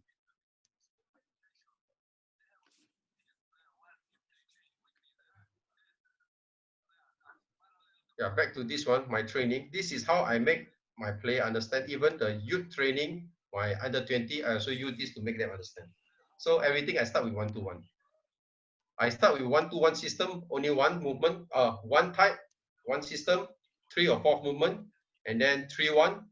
These two only I apply. Same like my national team. So after they're familiar with these two, yeah, then I start to convert. 1-1, 3-1, 1-1, 2-2. Then not yet 4-0. If I don't train them 4-0, I won't allow them to convert to 4-0. But national team requirement is very high, tinggi. So that's why you tengok some even a lot of question me, coach, itu the best player dalam league, itu player bagus dalam league, kenapa you tak ambil dia? Yeah, that is the problem. Memang I setuju dia bagus, memang I setuju dia score banyak gol, tapi bila come to national team, they don't understand. They cannot adapt to all this, and then if you cannot adapt, you cannot play international game. You cannot cope with the international game. You were lost, and I cannot, because of you, satu player lost, you jeopardize the whole group and the whole team. These people, they don't foresee this one, so very hard for us to explain. But that's the reason. So I will encourage you to start with 1-1, one system to let them understand. Then 3-1 system. Pass and move and attacking option, at least just now, like the slide I share with you, attacking option must have at least 3.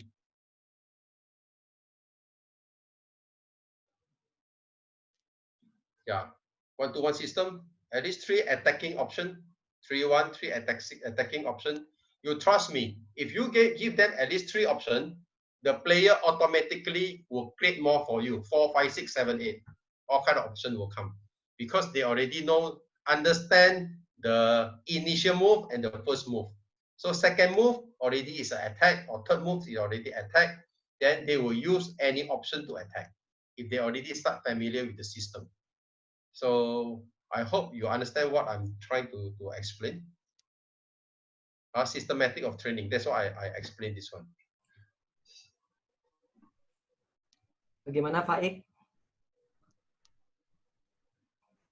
Baik, silakan. Baik, boleh faham? Sepertinya hanya bisa chat. Ya. Oke, maybe next question, Coach. Oh, ngerti dia. Paham. He can understand. Oh iya, only chat. From Then Yakub. maybe From Yakub Shah. Yakub, yes. What system do you use if the opponent always play long ball? Oh, always play long ball. Yes.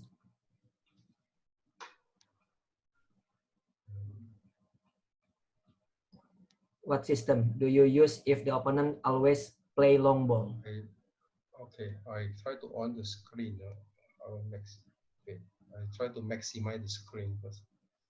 Okay, let me answer you. Okay, if the player always play long ball,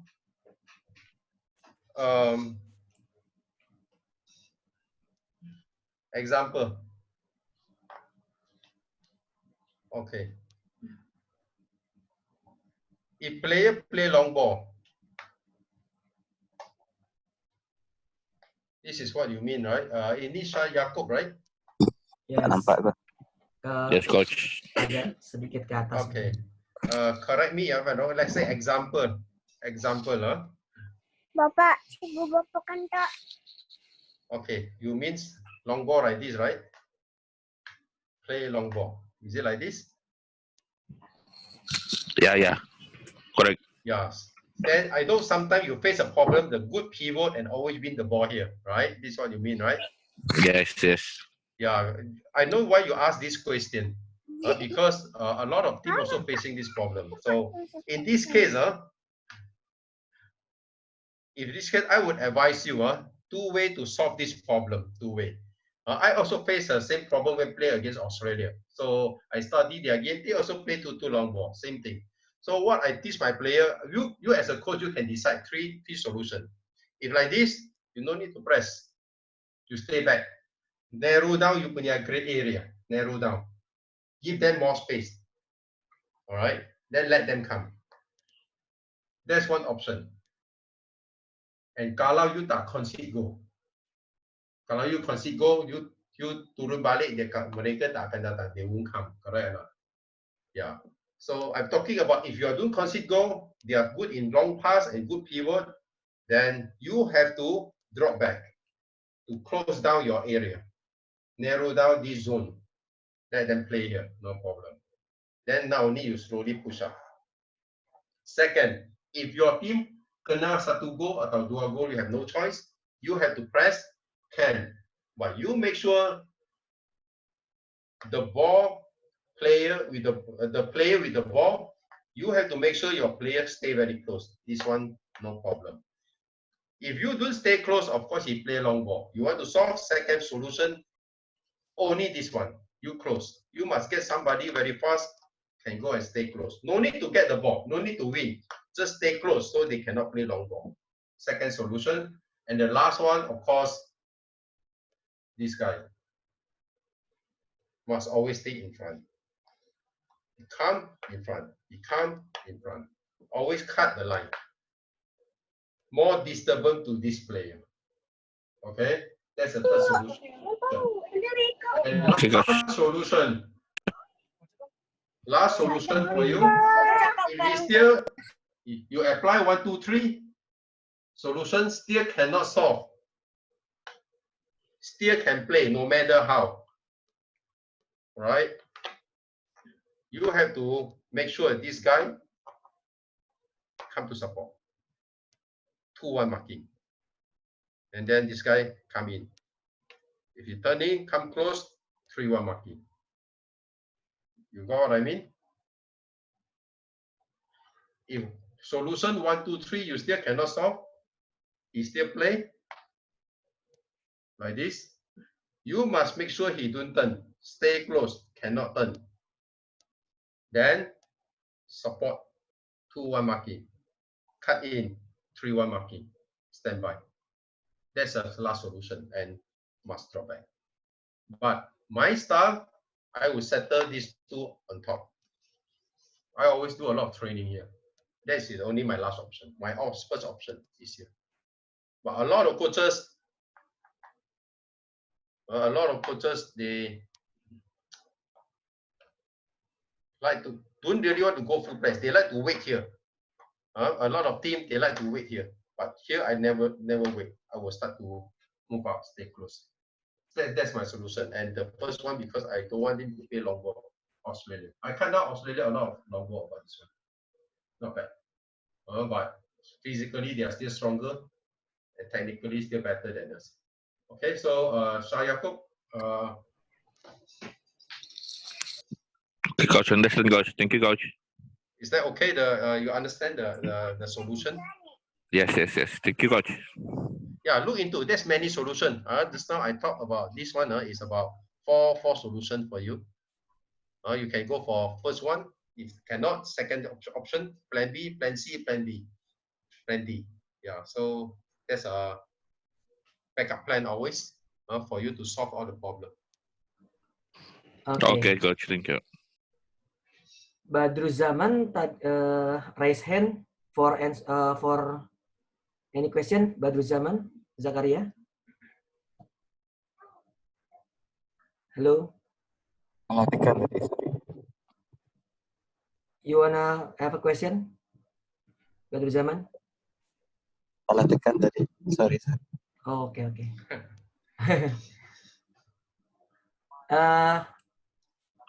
Pertanyaan dari Hasrinizam Hashim. What your opinion about COVID-19 and perkembangan sukan futsal di peringkat Malaysia atau dunia? Whose question is that? Sorry. Apa pendapat coach about COVID-19 dan perkembangan sukan futsal Malaysia atau dunia? Oh, okay. Is it Hasrinizam soalan? Yeah. I wish I'm the doctor to answer this. Okay, but this is my opinion about COVID-19. COVID-19 definitely impact not only to futsal, even to football from the world. And I expect this going to impact at the end of the year. So that's why it's not something, even though the situation doesn't look so positive, especially in certain countries, like Malaysia, Indonesia, Singapore. So like India still okay. Brunei still okay. But when it comes to the internationally and to the world, doesn't look so good for me at this moment, and it will delay until most likely to end of the year. Because each country, the control level is different. So definitely, if talk about general overall, definitely will has a huge impact. So to Malaysia also same thing. To Malaysia, we may have to delay the league, our Premier Futsal League, to year end, or maybe have to cancel it. We don't know. But we don't have the final decision because we're still waiting for the government announcement. Right now, our cases look positive, but still not enough for government to lift the lockdown and allow football or futsal to go for full force as usual. I don't see that coming in short time, to be honest. So this is my opinion about the COVID-19 and impact to the world. And you know that our FIFA Futsal World Cup supposed to happen in this year, September, and also postponed to the next year, September. So to 1 year later. So we can see what we can foresee. But normally COVID-19 is happened, like last time, back to 10 years ago, I think the SARS incident is almost similar, right? So SARS incident. So at least it will take 6 months to start to see the recovery, 6 months at least. So now we start, this COVID-19 begins from May, June, July, August, September, October. October, we will start to see the positive side, to be honest. This is very common, even the expert and even the doctor. So this is the prediction. So unless we get the vaccine, then we can, then it's good news to the world if we get the vaccine. But we don't know how soon we will get the vaccine. So everybody just have to pray for the best at this moment. That's why I'm thankful to this all the coaches, especially Coach Kusmani and your team, to have this seminar to keep everybody active, brain working. Yes. The brain, like, at least not physical. so it's a good thing for me. It's a good thing. That's why we are happy to share. Even I think you guys have a session with the coach Sergio and also Papis. So we Yes. also keep in touch very closely to talk about tactical, because everybody's trying to help Asia futsal to grow. But just very unfortunate, this COVID-19 stop everything. Okay, so that's my opinion. Thank you, Coach. So maybe there is another webinar from you for us, Coach. Maybe. Yeah, I hope next seminar I can go into the detail, because today I share is quite fast and also quite general, the philosophy of my national team. And to be honest, my player also try to adapt. But if they are not strong mentality, they cannot adapt, because it's a big change. So I can understand. And the pool of the player also are limited. So it's a quite challenging, not easy. Sometimes you can see up and down improvement, then down. You don't see the trend improve consistently. Yeah. So but it's a challenge to all of us as a coach. I believe you all have the same situation also. But I'm glad to see all of you and to share my philosophy for the national team. Actually, I share a lot about my national team information, to be honest. Okay. Coach Kusmaini, mungkin silakan. Yes. So ada apa-apa lagi pertanyaan daripada teman-teman? Saya rasa udah kayaknya ramai yang inilah yang say thank you. Yes. So respectable because your knowledge sharing is very good. Need another session. Yeah. Oh yeah, definitely. No problem. Yeah. So what I can see also from my deep of opinion, point of view, that you also give some good input to all coaches. The way that I can see you start the training now is with different way. Your system is good. It will be your warm up. This is a good, and then you adjust in the middle, like attacking 2-2 in the middle. You change a 4-2, and then the highest point you make it a 1-1 or something like that. It's good. Very, very nice session from you. So hopefully we can have another session. If you don't mind, we can arrange another one. Sure. Yeah, no problem. Definitely no problem, because you talk about detailed training and we want to segregate system training, attacking, defending. There's a lot of things we can talk about and never end. It's never end. Yes, right? Mungkin sampai kita sudah end of life pun tak habis cerita. Yeah, betul. Yeah, but I hope everybody have the same mentality. Like, sharing is a good thing to everybody. Sharing. Yeah. So I believe, like Coach Kusmani, you also have a good experience, and even some other coaches also have a lot of good experience, because you all try to collect a lot of information. But end of the day, your philosophy, always my advice is, end of the day, if you already have your own philosophy, believe in your philosophy. Always believe in yourself, believe your own philosophy. Then work on it. Then of course, philosophy sometimes can make some little bit changes or adjustment. Yeah. So I hope next session I can break down the training idea, and then how to do the training from the basic to game situation, and then everybody can understand better why my player can adapt to this kind of expectation. Yeah, there's a lot to talk about. Okay. And also, I think training methodology also is another thing in futsal. We can use many couple of training methodology in futsal, not only one type. So it depends on the time frame you have. So good to share the training methodology to everybody. So you know that training bukan mati punya actually is flexible. So yeah, flexible. I agree. Okay, so we hope to share more session in future. So thank you very much to all of you. Thank you very much. Thank you. Oke, Coach Kusmaini, mungkin bisa Thank you. ditutup. Oke, so terima kasih ya buat Coach Yong kerana sudi meluangkan masa buat kita semua yang hampir saya kira udah hampir masuk 3 jam pada malam ini, masuk hari yang baru ya. Jadi so sorry for your time, Coach, because we only promised 2 hours. Don't worry. Okay.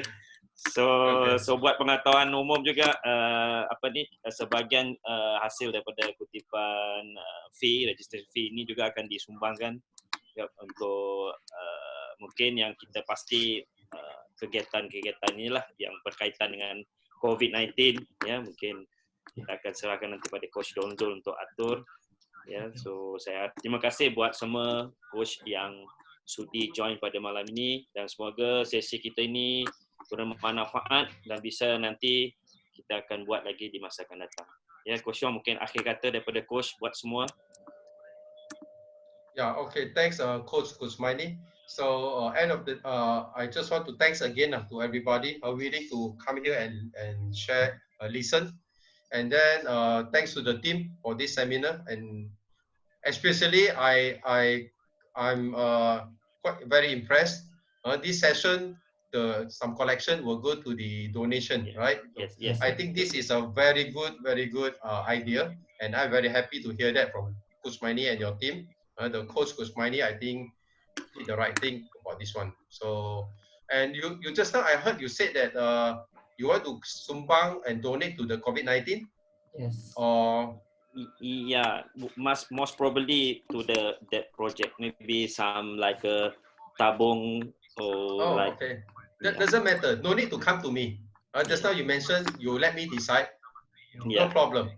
Because whatever the coaches contribute, I thank to all the coaches. Their contribution, I think the team can decide, but just keep me posted like what kind of sumbang you want to do, what kind of donation.